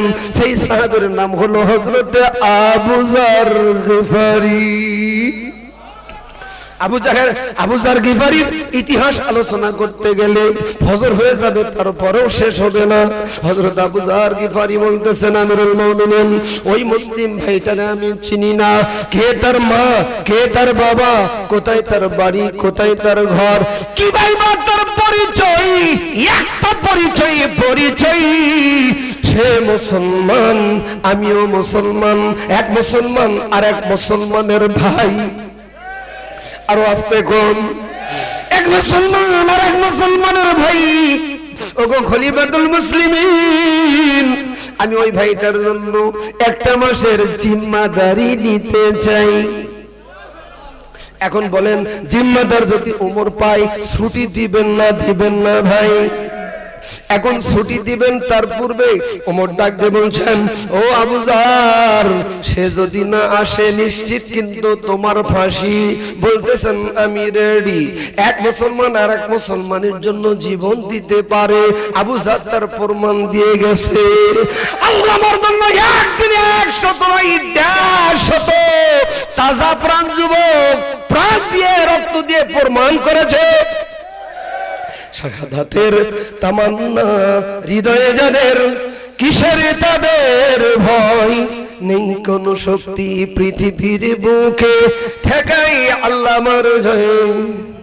শাহাদাতের তামান্না হৃদয়ে যাদের, কিসের তাদের ভয়? নেই কোন শক্তি পৃথিবীর বুকে ঠেকাই শহীদদের জয়। খোদার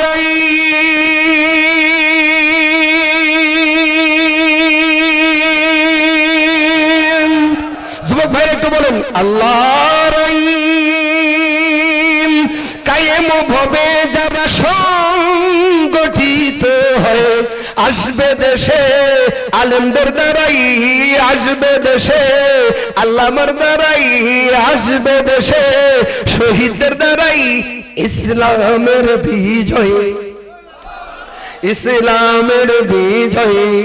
ভুলে গেলি কি রে পৃথিবী সেই রক্ত রক্তি, ভুলে গেলি কি রে পৃথিবী সেই রক্ত রক্তি। আমরাই চির কাফিরের সাথে বিজয়ের শক্তি। শাহাদাতের তামান্না হৃদয়ে যাদের, কিসের তাদের ভয়? নেই কোন শক্তি পৃথিবীর বুকে ঠেকায় আজাদির জয়, ঠেকায় আলেমদের জয়, ঠেকায় শহীদদের জয়। লিল্লাহে তাকবীর। রাত 12টা পার হয়ে যায়। ও চাচা, চাচা বসেন, আমি কষ্ট দেব না, আর আমিও কষ্ট পাচ্ছি, এটা তো বুঝতে পারতেছেন। প্রতি রাত মাহফিল, শরীরও চলে না, শরীরটাও দুর্বল, দেখেন না হ্যাংলা আমার কাছে।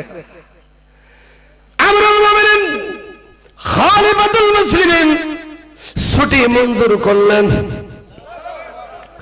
আরবি মাসের পহেলা দিন থেকে নিয়ে শেষের দিন 30 মাস, শেষের দিনটা হলো শুক্রবার। আবু যারকে এবং অপরাধীদেরকে ডাক দিয়ে বলেন, শুক্রবারের শেষের দিনে মসজিদে নববীতে নামাজের পড়াই কার্যকর করা হবে।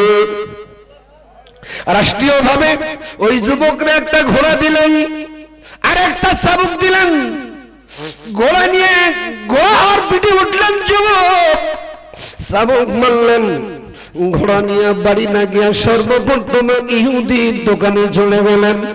গচ্ছিত টাকা ছিল, সেই টাকাগুলো পরিশোধ করে দিয়া বলছেন, ভাই বেদবি যদি করে থাকি মাফ করে দিও, ক্ষমা করে দিও। চোখে পানি টস টস করে পড়ে। দোকানদার ইহুদি ওই যুবক ডাক বলেন, ভাই রে এতদিন দিতে পারো নাই, আজ দিয়েছ, চোখে কেন তোমার পানি? বলছেন, ভাই ওমরের আদালত থেকে 1 মাসের ছুটি নিয়ে তোমার টাকা ঋণ পরিশোধ করার জন্য আমি এসেছি।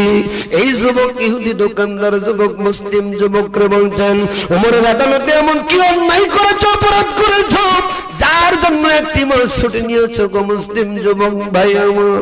কারণটা বললেন, রাখছেক দিতে পারি নাই, বাগান মালিকরা আমি হত্যা করেছি। বাগান মালিকের 2 ছেলে আমার বিরুদ্ধে মামলা দায়ের করেছে, রায় হয়েছে আমার ফাঁসি।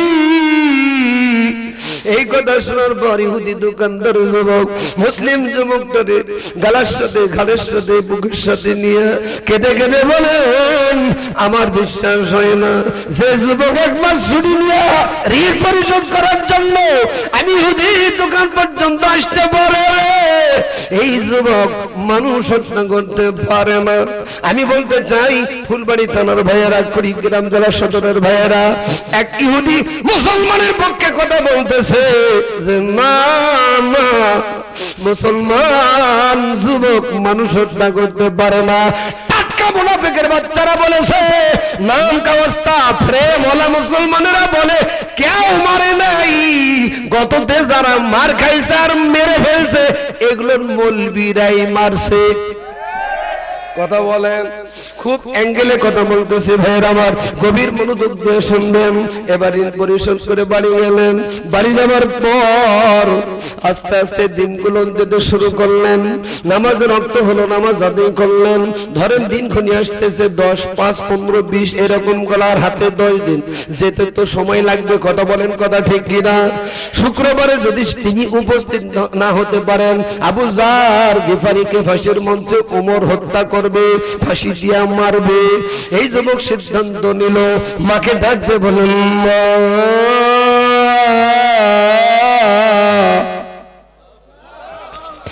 ও মা, এতদিন বলি নাই আজ বলি গো মা। মা বলেন, বাবা কি বলবি রে? ও মা, যদি বেয়াদবি করে তাকে মাফ করে দিও, ক্ষমা করে দিও মা। মা বলেন, বাবা কি এমন বলতেছে আমি বুঝতে পারছি না তোমার কথা। ও মা, তোমার বুকের দুধ খেয়ে মানুষ হয়েছে, এক ফোঁটা দুধের ঋণ আমি শোধ করতে পারবো না। মা গো, বিদায় দাও, দেখা হবে হাসরে। মা বলেন, বাবা কিছু বুঝি না, গোড় মাথা, তোর কথা কি হয়েছে বলবি তো আগে।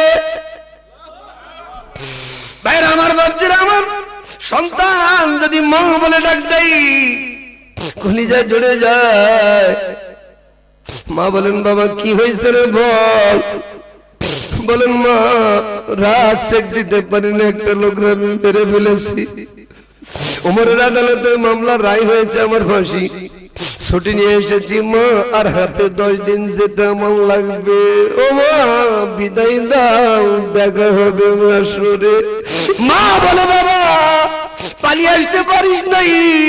ও মা, যখন হত্যা করেছি দুনিয়ার কেউ দেখে নাই, কেউ দেখে নাই, পালিয়ে আসতে পারতাম গো মা। দুনিয়ার কেউ না দেখলে মানুষের চোখে আমি ফাঁকি দিয়া পার হতে পারবো, কিন্তু আমি আমার আল্লাহর চোখে ফাঁকি দিয়া কেমনে পার হবো হাসরের ময়দানে। ও মা, বিদায় দাও, দেখা হবে হাসরে। এই জন্য যাদের বাপ মা বেঁচে আছে একটু হাত তুলবেন। যাদের মা বাপ জীবিত আছে, আপনি কোনদিন মাকে কষ্ট দিবেন না, বাবাকে কষ্ট দিবেন না। ভাইরা আমার, মায়ের দোয়া নিবেন, হুজুরের দোয়া মিস হতে পারে, পীরের দোয়া মিস হতে পারে, বড় বড় হুজুরদের দোয়া মিস হতে পারে। মা বাবা যদি দোয়া করে এ দোয়া মিস হবে, জোরে বলেন। কিন্তু আপনি মা বাবার মনে কষ্ট দিয়েছেন, আমল এমন ভাবে করেছেন যে আপনি আমলে সলে নেক কাজ করেছেন, মা বাবার মনে আঘাত দেবার কারণে দুনিয়ার সমস্ত আমল আমার আল্লাহ বরবাদ করে দিয়েছে। কথা ঠিক কিনা? এই জন্য মা বাপ আছে, আপনি মা বাবার খেদমত করবেন, মা বাবাকে সন্তুষ্ট করবেন, মা বাবার কাছে দোয়া নেবেন। বিপদে পড়েছেন, মার কাছে বলবেন, বাবাকে পাশে নিয়ে বলবেন, বাবা ও মা আমার এই বিপদে একটু দোয়া করবা। মা আর বাবা যখন হাত তোলে, আল্লাহ আর বাপ মায়ের মাঝে কোনো পর্দা থাকে না। আমার সন্তান যদি মা বাবার জন্য দোয়া করে, শিখানো পদ্ধতি আমার আল্লাহ বললেন, একটু দোয়া করা কি যাবে? বলেন, বের হামহুমা কামা রব্বায়ানি সগীরা। সন্তান দোয়া করবে 100% কবুল হয়ে যাবে। এই জন্য বলতে চাই, মা বাপ যদি থাকে মনে কষ্ট দিবেন না, আঘাত দিবেন না। হুমা নারুকা ওয়া জান্নাতুকা, তোমার মা তোমার বাবা তোমার জন্য জান্নাত নতুবা জাহান্নাম। সুতরাং কে বলেছে জান্নাত জাহান্নাম দূরে? তোমার মা আর বাবার পায়ের নিচে তোমার জান্নাত। সুবহানাল্লাহ বলেন। ও কুড়িগ্রাম জেলা শহরের ভাইরা, ফুলবাড়ি থানার ভাইরা, যার বাপ মা আছে খেদমত করবেন, যার বাপ মা নাই 5 ওয়াক্ত নামাজ পড়ে 5 বার দোয়া করবেন। পারবেন না? পারবেন না? আল্লাহ পারা তৌফিক দান করুক, বলেন আমিন। আমার উপর কি আপনারা রাগ করলেন? সম্মানিত ভাইরা আমার, মা বিদায় দাও, দেখা হবে হাসরে। বাবার কাছে গিয়া বলেন, ও বাবা, হাড় ভাঙা পরিশ্রম করে মানুষ করেছো, আমাকে ম্যাজিস্ট্রেট বানাবা, কিন্তু হতে পারে না, আমি হয়েছি খুনি। বাবা গো বিদায় দাও, দেখা হবে হাসরে। মা আর বাবা সন্তানকে বুকের সাথে জড়িয়ে ধরে ছেড়ে দিতে চাই না রে। মার বাবারে বোঝায় বলে, আমি যদি সঠিক সময় না যেতে পারি, আমার জন্য যে ভাই জিম্মাদারি নিয়েছে, ও মা ও বাবা আমার বাড়ি চিনে না, আমার বাপ মায়ের পরিচয় জানে না, শুধু মুসলিম হবার কারণে আমার জিম্মাদারি নিয়েছে। ও বাবা ও মা বিদায় দাও, দেখা হবে হাসরে।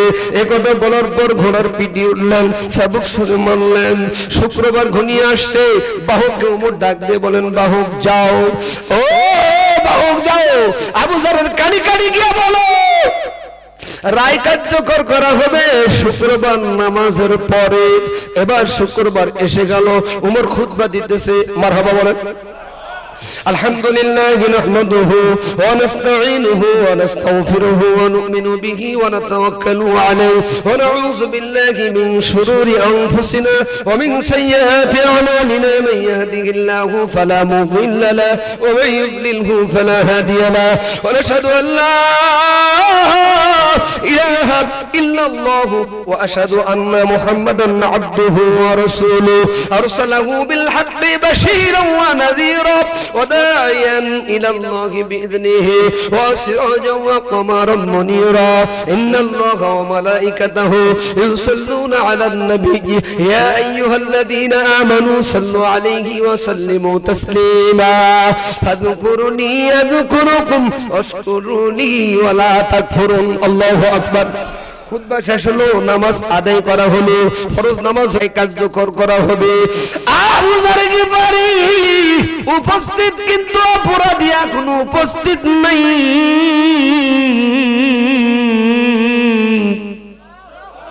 বাহককে ওমর ডাকতে বলেন, বাহক আবু যার কি আছে? বলছেন জি উনি আছে। অপরাধী কি এসছে? কয় না না আসে নাই। এবার আবু যারের হাতে হ্যান্ডকাপ লাগা। আবু যারের কি অপরাধ? একটা অপরাধ গো, জিম্মাদারি নেওয়া। আজালে ওলামার কি অপরাধ? হক কথা বলা। হাজার অপরাধ করে অপরাধী ওরা হয় না, অপরাধী হয়ে আমরা। আজ বিচার হয় না, বিচার হবে। পার পাবো না, পার পেতেও 90% মুসলমানের মুসলমান দিবে। আরো ধরে কোন আমিরুল মুমিনিন বাহককে বলতেছেন, বাহক আবু যার যদি আসে তাহলে আর দেরি করো না, জাল্লাত হয়ে বলছেন জি স্যার আমি এখানে। ফাঁসির মঞ্চ রেডি করো। ফাঁসির মঞ্চ রেডি করা হলো, আবু যারের হাতে হ্যান্ডকাপ লাগা হলো, হাতে হ্যান্ডকাপ লাগা হলো। জল্লাদকে বলা হলো ফাঁসির মঞ্চে উঠাও। বলো তো ওমরের আইন মানতে হবে না হবে না? হুকুম মানতে হবে না হবে না? জল্লাদ মনে মনে চিন্তা করতেছে, আরে এতদিন অপরাধীদেরকে ফাঁসি দিয়েছি, আজ নিরপরাধ মানুষটারে আমি কেমনে ফাঁসি দিয়া মারো? কত অপরাধীরা ছাড় পাই, নিরপরাধ মানুষগুলোর ফাঁসি হয়। কত অপরাধীরা ছাড় পাই, নিরপরাধ মানুষগুলোর ফাঁসি হয়। এই জন্য মুসলমানিত্ব কারে বলেন? মানুষ হতে হবে, মুসলমান হতে হবে, তারপর কবরে যেতে হবে। হাক্কা তুকাতিহি ওয়া লা তামুতুন্না ইল্লা ওয়া আনতুম মুসলিমুন। আল্লাহু আকবার। হাতে হ্যান্ডকাপ লাগাইয়া জল্লাদ আবু যাররে নিয়ে সামনে একটা পায়ের ধাপ দিলেন, পিছনের দিকে 3টা ধাপ চলে আসলেন। জল্লাদ কেঁদে কেঁদে বলে, আল্লাহ, এতদিন আমি অপরাধীদের ফাঁসি দিয়েছি, আজ নিরপরাধ মানুষটারে আমি কেমনে ফাঁসি দিয়ে ঝুলন্ত অবস্থায় মারি।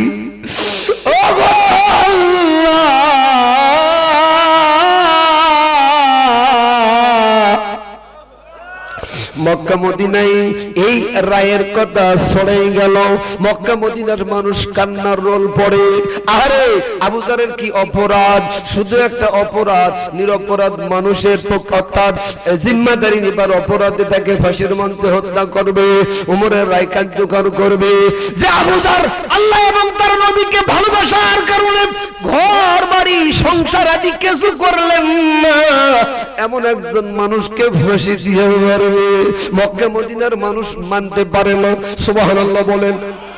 কিন্তু ওমর যে রায় দেয়, এই রায় আর অদল হয় না। ডাকতে বলছেন, জল্লাদ দেরি করো না, ফাঁসির মঞ্চে উঠাও। ফাঁসির মঞ্চে উঠানো হলো। আল্লাহর গোলামেরা ফাঁসির মঞ্চে ওঠার পরে হাত দুইটা দুই পাশে বেঁধে দিলে,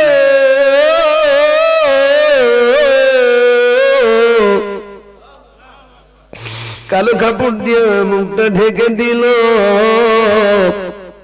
5 মিনিট আর বাকি, 5 মিনিট পর রায় কার্যকর করা হবে। আরো 2 মিনিট যায়, থাকে হাতে 3 মিনিট, রায় কার্যকর করবে। ইন টাইমে কে যেন ওমরের কানে কানে গিয়ে বলে, ওগো খলিফাতুল মুসলিমিন, আমিরুল মুমিনিন, পিছনের দিকে তাকান, ঘোড়া ডাবলায় ধুলা উড়ে উড়ে তোমার দরবারে চলে আসে। পিছন থেকে তাকিয়ে দেখেন আর কেউ নাই, ওই যে অপরাধী অরিজিনাল তিনি আসতেছে। চিৎকার মেরে বলেন না আল্লাহু আকবার, আরো জোরে জোরে বলেন আল্লাহু আকবার। আল্লাহর গোলামেরা গভীর মনোযোগ দিয়ে শুনবেন। এই অপরাধী এসে ঘোড়ার পিঠ থেকে নামলেন। নামার পর ডাক দিয়ে বলেন, ওগো খলিফাতুল মুসলিমিন, নির্দিষ্ট সময় আসতাম কিন্তু আসতে পারি নাই। একটানা 350 কিলো ঘোড়াকে রান করে আসায় মাঝপথে একটু অসুস্থ হয়ে পড়েছে। ওগো খলিফাতুল মুসলিমিন, আমার বেয়াদবি আপনি মাফ করে দিবেন, ক্ষমা করে দিবেন। যে ভাই আমার বাড়ি চিনে না, ঘর চিনে না, আমার মাকে, আমার বাবাকে কিছুই জানতে চাই নাই, একটা পরিচয় সে মুসলমান, আমিও মুসলমান। এই মুসলমানের পরিচয় দিয়া তিনি আমার জিম্মাদারি নিয়েছেন। আমার কলিজার টুকরা আবু যার গিফারিকে ফাঁসির মঞ্চ থেকে নেমে দেন, আমি পাপ মুক্ত হয়ে কবরে যেতে চাই। একটু জিকির করে লা ইলাহা, জোরে জোরে লা ইলাহা ইল্লাল্লাহু মুহাম্মাদুর রাসূলুল্লাহ। বলেন তো এখন আবু যারের কি ফাঁসি হবে ভাই? আবু যারকে ফাঁসির মঞ্চ থেকে নেমে দেওয়া হলো। আল্লাহ যদি কাউরে না মারে, মারার যতই ষড়যন্ত্র করুক মারতে পারবে। আরো জোরে বলেন। এবার জল্লাদরে বলা হলো, জল্লাদ অপরাধীরে ফাঁসির মঞ্চে উঠাও। ফাঁসির মঞ্চে উঠানো হলো। হাতে মাত্র 3 মিনিট। কয় মিনিট? হাত বাঁধলো, কালো কাপড় দিয়ে মুখ ঢেকে দিল, রায় কার্যকর করবে।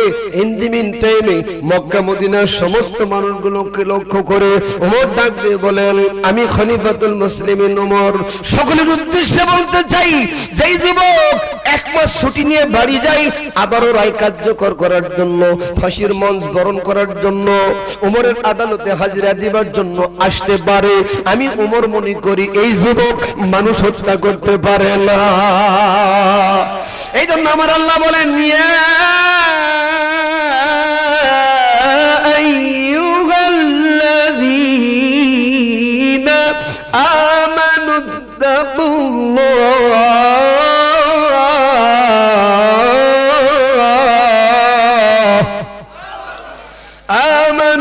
আমানুত্তাকুল্লাহা হাক্কা তুকাতিহি ওয়া লা তামুতুন্না ইল্লা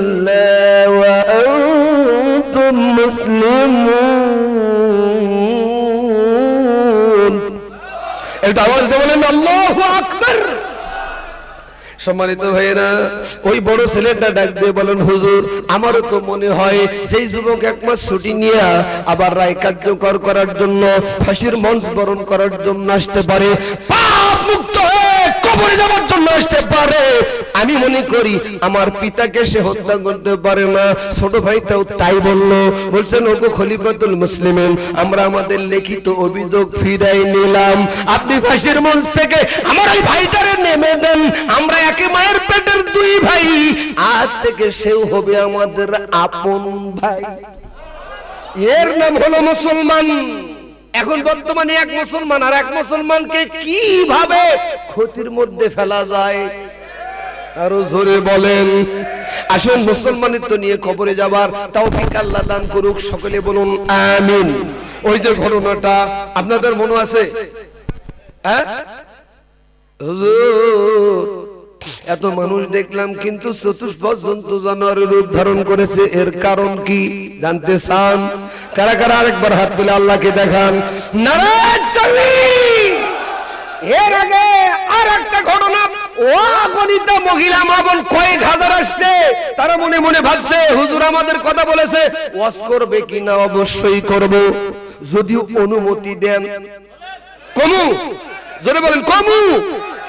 আমল বেশি দরকার নেই, আমল করবেন 4টা, জান্নাত হলো 8টা, যে কোনো দরওয়াজা দিয়ে বিনা হিসেবে জান্নাত যাবেন। সুবহানাল্লাহ বলবেন না? আচ্ছা ভাইরা বলেন তো, মেয়ে ভালো না ছেলে ভালো? হ্যাঁ ছেলে ভালো। আপনারা দেখেন তেমন হাদিস পাইছেন নাকি? এক ছেলে এক জান্নাত, দুই ছেলে দুই জান্নাত, তিন ছেলে তিন জান্নাত। না না, এক মেয়ে এক জান্নাত, দুই মেয়ে দুই জান্নাত, তিন মেয়ে তিন জান্নাত। আর জোরে নবী যেরকম হাতের আঙ্গুল উঠাইয়া বলছেন, পাশাপাশি মেয়ের বাবা মা আর আমি নবী জান্নাতে থাকবো। আরো আস্তে কোন সুবহানাল্লাহ। তাহলে বলেন মেয়ে ভালো না ছেলে ভালো? একটা ঘটনা বলি, বলবো? 1 লক্ষ কোটিপতি আর বড় লোক মারা গেলে জানা যায় কিন্তু লোক বেশি হয়। সুবহানাল্লাহ। তার মানে গরু জব করে, আর গরিব মানুষ বললে তো মুরগিও কপালে জোটে। এই জন্য এই ভাই আরে উঠলেন যে, এই বসুন, বসেন। আমি কত কষ্ট করতেছি, 12:30 বাজে, আমি 1টা পর্যন্ত একটা সালার ঘোষণা দিছি, তা আমারও তো ওটা ঠিক থাকার দরকার আছে। এ ভাই দুনিয়াতে কত সময় অতিবাহিত করলাম, একটা দিন যদি আমরা 1টা পর্যন্ত সময় দিতে পারি আল্লাহ এবং তার রাসূলকে রাজি খুশি করার উদ্দেশ্যে, এই রাতটাও আমার আপনার নাজাতের ওসিলা হতে পারে। কথা বলেন ঠিক কি না? আমরা এতটুকু নফল করতে পারি না, এতটুকু কুরবান করতে পারি না। আর আপনি যদি মনে করেন আমি উঠে যাব, তাহলে আপনার সমস্যা আছে, উঠবেন না। ও ভাইটা কিন্তু আমার। এইদিকে তাকান, কোটিপতি লোক মারা গেছে, জানাজায় লক্ষাধিক মানুষ। ইমাম সাহেব জানাজা শুরু করবে, কয় তাকবীর? এখন বর্তমানে বাংলাদেশে কেসুর নেতা ইলিয়াস কাঞ্চন বলছে, যখন এফডিসি তে জানাজা হয় অনেকে উজু ছড়ায়। হ্যাঁ সুবহানাল্লাহ কো। আমরাও এমন কিছু নাস্তিক মারা গেছে যে ইমামকে ধরে নিয়ে এসে জানাজা করাইছে, ওই ইমামকে পরে জিজ্ঞাসা করা হয়েছিল উজু আছে, কই উজুই করি নাই, ওতেই দিছি। এমন ঘটনা ঘটছে না, ঘটে নাই? এরকম হবে ইনশাআল্লাহ। আল্লাহ ভালো লাগে না, রাসূলও ভালো লাগে না, ওর জানাজা উজু দিয়ে হবে। এটা কোন ব্যাকুলি কইছে? উজু ছাড়াই মারবে। এইদিকে তাকাও, কয় তাকবীর? আরো জোরে করো। শিখেন শিখেন, খালি মানুষের দ্বারাই থাকবেন তা না, আপনি নিজে আপনার বাপের জানাজা করেন। কয় তাকবীর? এই 7 তাকবীর দিবার পূর্বে কথা হয় না, ঋণ থাকলে মাফ করে দিবেন। আর যদি কেউ পাওনাদার দাবি করেন, ছেলে বলে আমি দিব। কোটিপতির কিন্তু ঋণ আছে, জানাজা শুরু হয়ে যাবে তার পূর্বে একজন বলতেছে, ইমাম সাহেব আমি ওই ব্যক্তির কাছ থেকে 20 লক্ষ টাকা পাই। ইমাম সাহেব ছেলে দুটোরে ডাক দিয়ে বলেন, ভাই তোমার বাবা 20 লক্ষ টাকা তোমার বাপের বন্ধুর কাছে নিয়েছে, তোমরা পরিশোধ করো। ছেলেগুলো বলতেছেন আমরা জানি না, আমরা দিতে পারবো না। এই ঘটনা শুনেছে, এখন বলেন জানাজা হবে? মেয়ে একটা, ছেলে দুটা, মেয়ে একটা।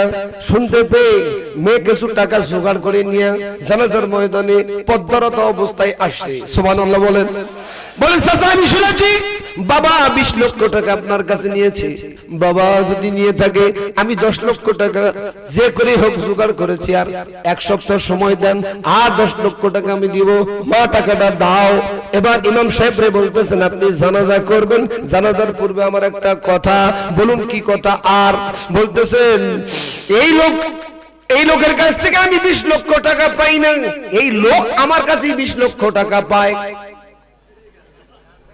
ছেলেগুলো খালি দাঁত মুখ আর ঠোঁট চটকায়। তার মানে এখন আমি আপনাদের কাছে বিচার দেই, বলেন তো আল্লাহর গোলামেরা, এই 20 লক্ষ টাকা ছেলে পাবে না মেয়ে পাবে? তাহলে বলেন তো মেয়ে ভালো না ছেলে ভালো? জোরে বলো। এই জন্য মা বোনদের 4টি আমল করবেন। 1 নাম্বার আমল হলো 5 ওয়াক্ত নামাজ। মহিলারা পড়বে, পুরুষেরা না পড়লেও চলবে। এ পার্টি আছে না নাই? 5 ওয়াক্ত তো পড়ে না, 3 ওয়াক্ত কাজা করে না, 2 ঈদ আর শুক্রবার। এ পার্টি আছে না নাই? আমার দেশের মা বোনেরা 5 ওয়াক্ত নামাজ পড়ে ঠিক, জোহরের নামাজ আসরের আগে। মা বোনদের দৃষ্টি আকর্ষণ করে বলি, সর্বপ্রথম হলো 5 ওয়াক্ত নামাজ। মহিলারাও পড়বে, পুরুষেরাও পড়বে। হুকুম কার? আসতে বলেন। 2 নম্বর হলো রমজান মাসের রোজা। মহিলারাও করবে, পুরুষেরাও করবে।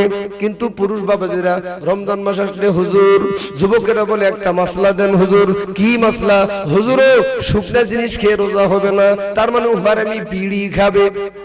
বিড়ি খাওয়া মানুষ যদি নামাজের কাতারত দাঁড়ায় মনে হয় নিয়ত ছাড়ে গালত কয়। কথা কয় না। এরা কথা না কওয়ার পিছনে কারণ হলো এরাও খায়।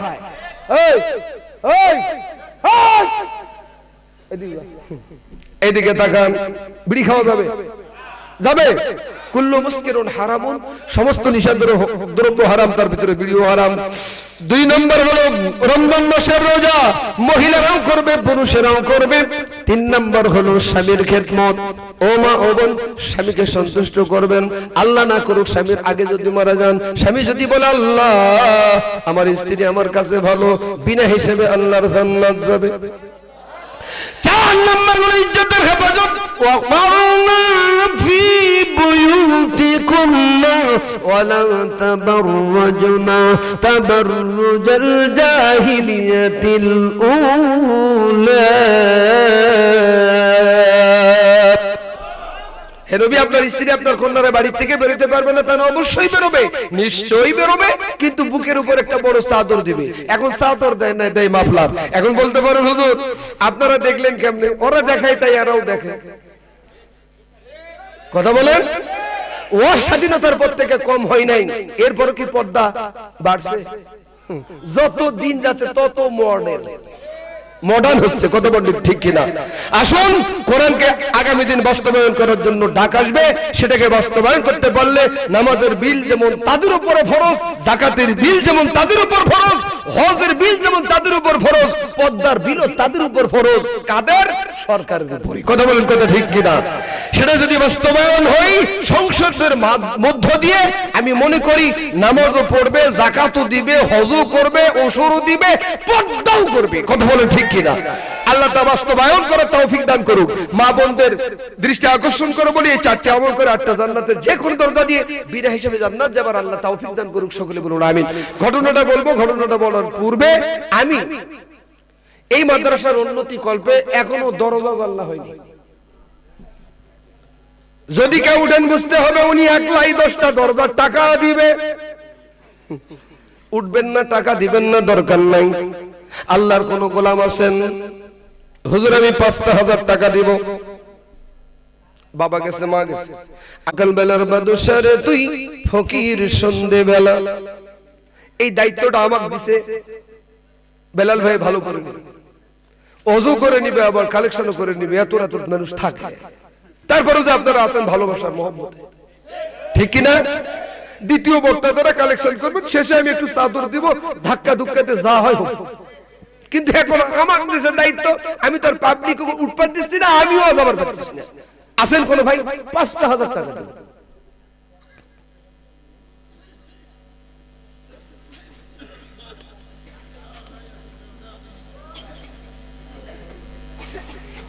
মনে হয় নাই 5,000 বাদ 30টা মানুষ আলহামদুলিল্লাহ বলে। এই 30টা মানুষ আমাকে ভালোবাসেন, এরকম হাত 30টা তোলেন তো আমাকে ভালোবাসেন। তোলেন তোলেন, আরে যেটা তুলছে এটা তো কিছুই হবে না রে, কেউ হাত তোলে না। দেখেন মনে করছে হাত তুললেই তো কিছু দিবার লাগবে, কিছু চামুন তাও আর তোলেন। সালমান শাহ ভালোবাসেন? হ্যাঁ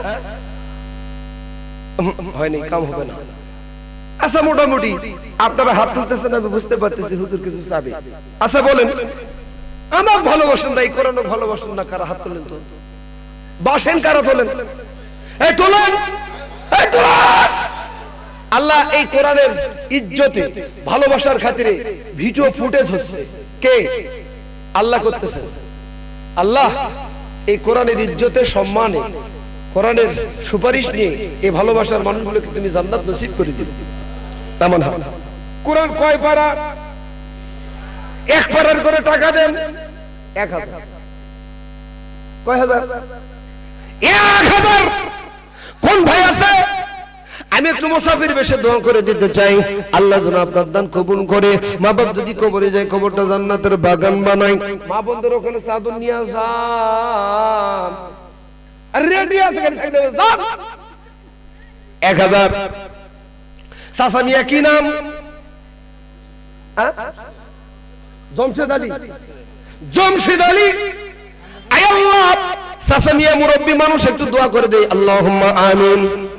রব্বুল আলামিন রাবাইদারি জিয়ার মডেল মাদ্রাসা কর্তৃক আয়োজিত মাহফিলে গভীর রাত মধ্যরাত আল্লাহ তোমার গোলাম 1000 টাকা দান করেছেন মাদ্রাসার উন্নতি কল্পে, আল্লাহ তার দান কবুল করো। মুসাফির বেশে দোয়া করে দেই, আল্লাহ তাকে জান্নাত দিও, নিরাশ করো না। মা বাপ যদি কবরে যাই, মা বাবার কবরটা জান্নাতের বাগান বানাও। আমিন আমিন আল্লাহ আমিন। দানকারীর জন্য হয়ে যেন যাবেন, দিয়ে ধন বুঝে মন কেড়ে নিতে কতক্ষণ। নদীর কুল ভঙ্গে ওই কুল করে, এই তো নদীর খেলা। সকাল বেলার বাদশারে তুই ফকির সন্ধ্যে বেলা। আল্লাহ পারে না, পারে না। একজন হলো আর 29 জন। কি নাম? চাচা রিয়াজুল ইসলাম। রিয়াজুল শব্দের শাব্দিক অর্থ হলো জান্নাতের বাগান, আর যে বাগানে বসে আছে এই বাগানটাও জান্নাতের বাগান। আল্লাহ রিয়াজুল চাচার 1000 টাকা কবুল করো। মা বাপ যদি কাই হলো না বুঝেন, টাকা যখন হবে তখনই দেন, এখনই কাই চাইছে আল্লাহ তাও দেন। আর আছেন কেউ? আমাদের সম্মানিত সভাপতি আর অতিথি 2 জন আমার পাশে বসা, কেরামান কাতিমিনের মতো আছে না নাই? নিষ্কার লোকগুলো তাকিয়ে দেখতেছে, ওনারা কিছু কেনে দেয় না। কথা কয় না আর জোরে। এটা তো আমার কথা নয়, আপনাদের মনের ভাষাটা আমরা বুঝছি। কারণ হলো হুজুর আমাদের চান, ওরা হলো অতিথি, ওনাদের কাছেও কিছু চান। বড় ডলার তারা আরো কিছু দেব। এখন আপনারা বলেন, ডান থেকে বলবেন না বাম থেকে? ডান থেকে। আলহামদুলিল্লাহ উনি ওনার বাপের জন্য দোয়া চেয়েছেন, আমরা দোয়া করব ইনশাআল্লাহ। আল্লাহ ওনার বাবার কবরটা জান্নাতের বাগান বানিয়ে দিন। দেন না, আমি বললে তো সমস্যা। আমি গতকালকে ভারপ্রাপ্ত আমিরে জামাত অধ্যাপক মুজিবুর রহমানের ট্রাস্টের মাদ্রাসার মাহফিলে গতকালকে কম করে হলো 50,000 মানুষ। আলহামদুলিল্লাহ কালেকশন অনেক টাকা, আলহামদুলিল্লাহ বলবেন না তো। ওখানে একজন সৌদি প্রবাসী এবং ইসলামী ব্যাংকে চাকরিরত আমাকে একটা চেক দিল, চেক ইসলামী ব্যাংকের একটা চেক দিল। জনগণের দাবি হলো হুজুর উনি যেন 1,30,000 দেয়। তো উনি আমাকে বলছে হুজুর জনগণের কথা নয়, আপনাকে আমি দায়িত্ব দিলাম, এই চেক আপনাকে দিলাম, আপনি কয় টাকা বসালে আপনি খুশি হবেন। আমি তো একবারে পড়ে গেলাম দেখায় দাঁত, বলি কি আর করি কি, লেখি কি। আপনার কথাতে উদাহরণ আসলো। তো শেষ পর্যন্ত আমি 3.5 লক্ষ টাকা করলাম। তো উনি আলহামদুলিল্লাহ বলে বলছেন হুজুর যেটা করেছে এটাই ফাইনাল। উনি আরো নিয়ত করে বলতেছে আমার আরো 1.5 লাখ টাকা দেওয়ার ইচ্ছা আছে, তাই বললাম ইচ্ছা যেহেতু ছিল ওটাও দেন। আলহামদুলিল্লাহ বলবেন না? তা আমি যদি এই রকম বলি তো আপনার মানে বেকায়দা ফেলা হবে। আমি বেকায়দা ফেলবার চাই না। আপনি নিজ মুখে বাপের রুহের মাগফিরাতের উদ্দেশ্যে আল্লাহর ঘর, এই ঘরে আপনি দান করেন। মাদ্রাসা কিন্তু নবীর ঘর এই কথা নয়, মাদ্রাসাও নবীর আল্লাহর ঘর, মসজিদ আল্লাহর ঘর, দুটাই আল্লাহর ঘর। দেন আপনি নিজ মুখে বলেন। কথা কথা না মনে আমাকে আপনি বেকায়দা ফেলবেন পারবেন না, আপনি নিজে বলেন। আর আমি বলবো আপনি খালি মনে মনে গালাবেন। আমি এখানে বলছি বলে হুজুর একবারে এত দূর পর্যন্ত দিছে, এটা হয় না। না আপনার দায়িত্ব দিলাম। কি সবল সাহেব উনি বলুন, নিজেরটাই বলা ভালো বলে। আমাদের এখানে এই দরজার ব্যবস্থা নাই, জানালার ব্যবস্থা নাই, ছেলেরা শুবে তার একটা ভালো কার্পেটিং নাই, বহু সমস্যা জর্জরিত। বেলাল ভাই খুব দুঃখ করে আমার বলতেছে এলাকার মানুষ সার্বিক সহযোগিতা করে, তার ভিতরে আপনারা অতিথি যারা আছেন আপনারা তো করেই নেই। আজকে আমরা নিজ মুখে আপনাদের কাছ থেকে এই দুই মানুষের কাছ থেকে আমরা একটু শুনবো, মোটামুটি ভাবে ওনাদের কাছ থেকে শুনে আমরাও একটা সিদ্ধান্ত নেব। ও চাচা চাচা দেখে না, দেখে দেন তো। ও চাচা বসে, উনি জীবন দিয়ে তাও দেখবে না রে বা বলেন। আর বন্ধু কয় এটাই না, কেমন হলো মোটামুটি ভাবে? এই শুনেন আমার দিকে উনি 5,000 টাকা দিতেছে। উনি যেহেতু আমাকে কিছু দায়িত্ব দিছে, আমারও একটা দায়িত্ব আছে না নাই? সবাই বলেন। আপনারা যদি বলেন হুজুর দায়িত্ব নাই তাহলে আমার দরকার নাই, আছে তাহলে আমি মাঝামাঝি করি, আপনি রাগ করবেন না। যা হবে আপনি বলবেন সেই দিন আজাদি আর কিছু নেই কারে। এই মুরব্বী যেটা কথা আমার মনের কথাটা কথা। আচ্ছা আপনি কি মনোবিজ্ঞানী নাকি? আমার এখানে মনের কথাটা 10,000 মানে এটা আশারায়ে মুবাশশারা, 10 জন জান্নাতের সার্টিফিকেট ধারী সে জান্নাতের আজকের অতিথিকে জান্নাত নসিব করে তার বাপের কবরটা যেন আল্লাহ জান্নাতের বাগান বানায়। সকলে বলেন আমিন। আপনি রাজি আছেন? নারায়ে তাকবীর। এক করে দোয়া হবে আল্লাহুম্মা আমিন। রব্বুল আলামিন আজকের মাহফিলের অতিথি আয় আল্লাহ 10,000 টাকা বাপের রূহের মাগফিরাতের উদ্দেশ্যে দান করেছেন। আল্লাহ দান কবুল করো, হায়াত দারাজ করো রব্বুল আলামিন। আয় আল্লাহ তার বাপের কবরটা জান্নাতের বাগান বানাই দাও। আশারে মুবাশশারাত 10 জন জান্নাতের সার্টিফিকেট দাঁড়িয়ে সাথে জান্নাত নসিব করে দাও রব্বুল আলামিন। तमाम পৃথিবীর মাটির নিচে যত মুমিন মুমিনাত মুসলিম মুসলিমাত অন্ধকার কবরের শহীদ অবস্থায় প্রত্যেকের কবরটা জান্নাতের বাগান বানাই দাও বলেন আমিন। এখন সবার উপর প্রতি সভাপতি সুবহানাল্লাহ। এখন বলেন মোফাজ্জল হোসেন সরকার লায়ন মাশাআল্লাহ। আমি তো মাদ্রাসার মাদ্রাসারও সভাপতি মাশাআল্লাহ। সবসময় আমরা দিই থেকে কাজ করে। জি অবশ্যই। এখন দিতে চাই, এখন তো দেওয়ার প্রশ্ন নেই। এই যে আমার যে খরচপাতি এগুলো আমাদের করতে হয়। কত যে মাহফিলের পুরো প্যান্ডেলের খরচ আলহামদুলিল্লাহ আমি শুনছি আপনাদের কথা। এখন তো এটা বলার আমি না কথা খবর চাই হচ্ছে কি জানেন, এটা একটা মজমা, এটা মঞ্চ। আপনি দেন দেন না দেন না দেন লিখে দেন, কথা কোন ঠিকই না?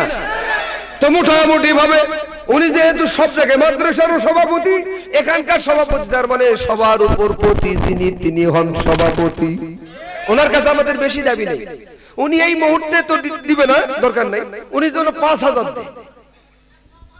না না কম 1,000 টাকা কম। আচ্ছা আলহামদুলিল্লাহ বলি, আমরা মাদ্রাসাটা চালাই আমরা, এবং বিভিন্ন সময় আমরা দিতেই হয়। এই যে আয়োজন এখানে আমাদের খরচ আছে, সবসময় দিই ইনশাআল্লাহ। উনি যেহেতু বলছে ওনার সম্মানে আলহামদুলিল্লাহ। আলহামদুলিল্লাহ আল্লাহ আমার সম্মান রাখলেন, আল্লাহ যেন তারও সম্মান রাখেন। এটা জান্নাতের বাগান। এই দোয়া মিস হবে বলে আমার মনে হয় না। আর গভীর রাত ওখান থেকে আল্লাহ নিচে আসতেছেন, আলহামদুলিল্লাহ বলবেন না?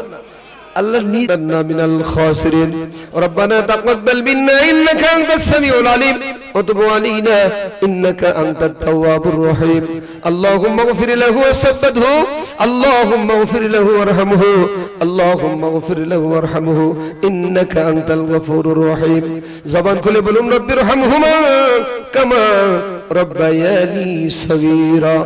রব্বুল আলামিন রাবাইতারি যে আর মডেল মাদ্রাসার উদ্যোগে ঐতিহাসিক চতুর্থম তাফসীরুল কোরআন মাহফিল, উক্ত মাহফিলের সম্মানিত সভাপতি অতিথি আল্লাহ উপস্থিতিতে মধ্যরাত গভীর রাত আল্লাহ তোমার গোলামদেরকে নিয়ে আমি গুনাহগার হাত উত্তোলন করেছি।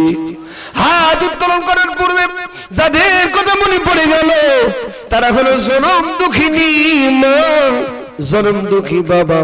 কার মা আছে কার মা নাই, কার বাবা আছে কার বাবা নাই, দয়া করে মায়া করে আল্লাহ নেক সন্তান পরিচয় দিয়া রব্বুল আলামিন মা বাবার অতীত জীবনের ভুল ত্রুটি মাফ করে দিয়া কবরগুলো কি জান্নাতের বাগিচা বানাই দাও।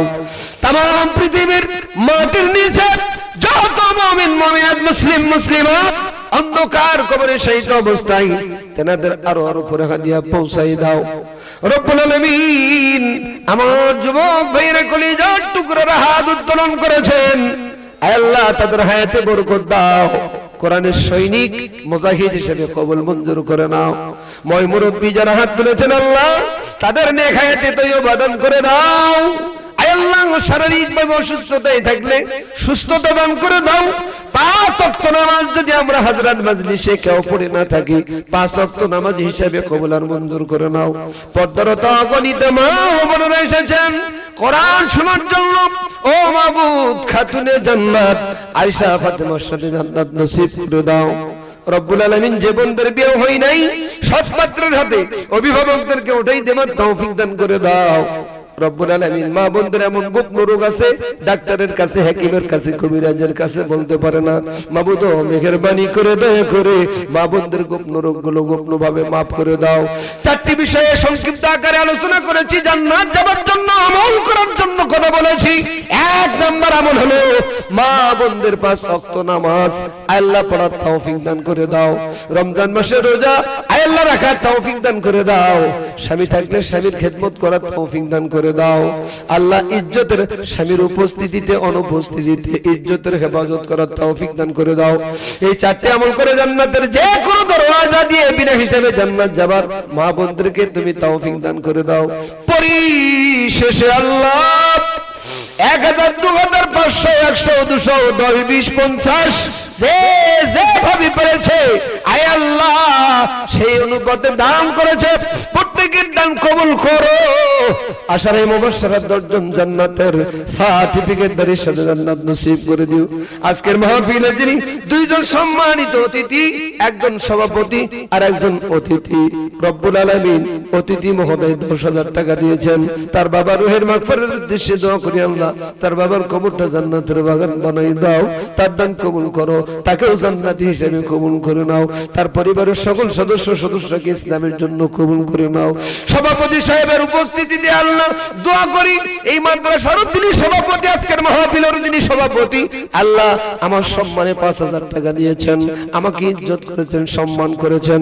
আল্লাহ হাসরের ময়দানে তাকে তুমি বেইজ্জতি করো না, সম্মানিত করো। মাবুদ আয় আল্লাহ তেনার দান কবুল করো, আল্লাহ অতিথির দান কবুল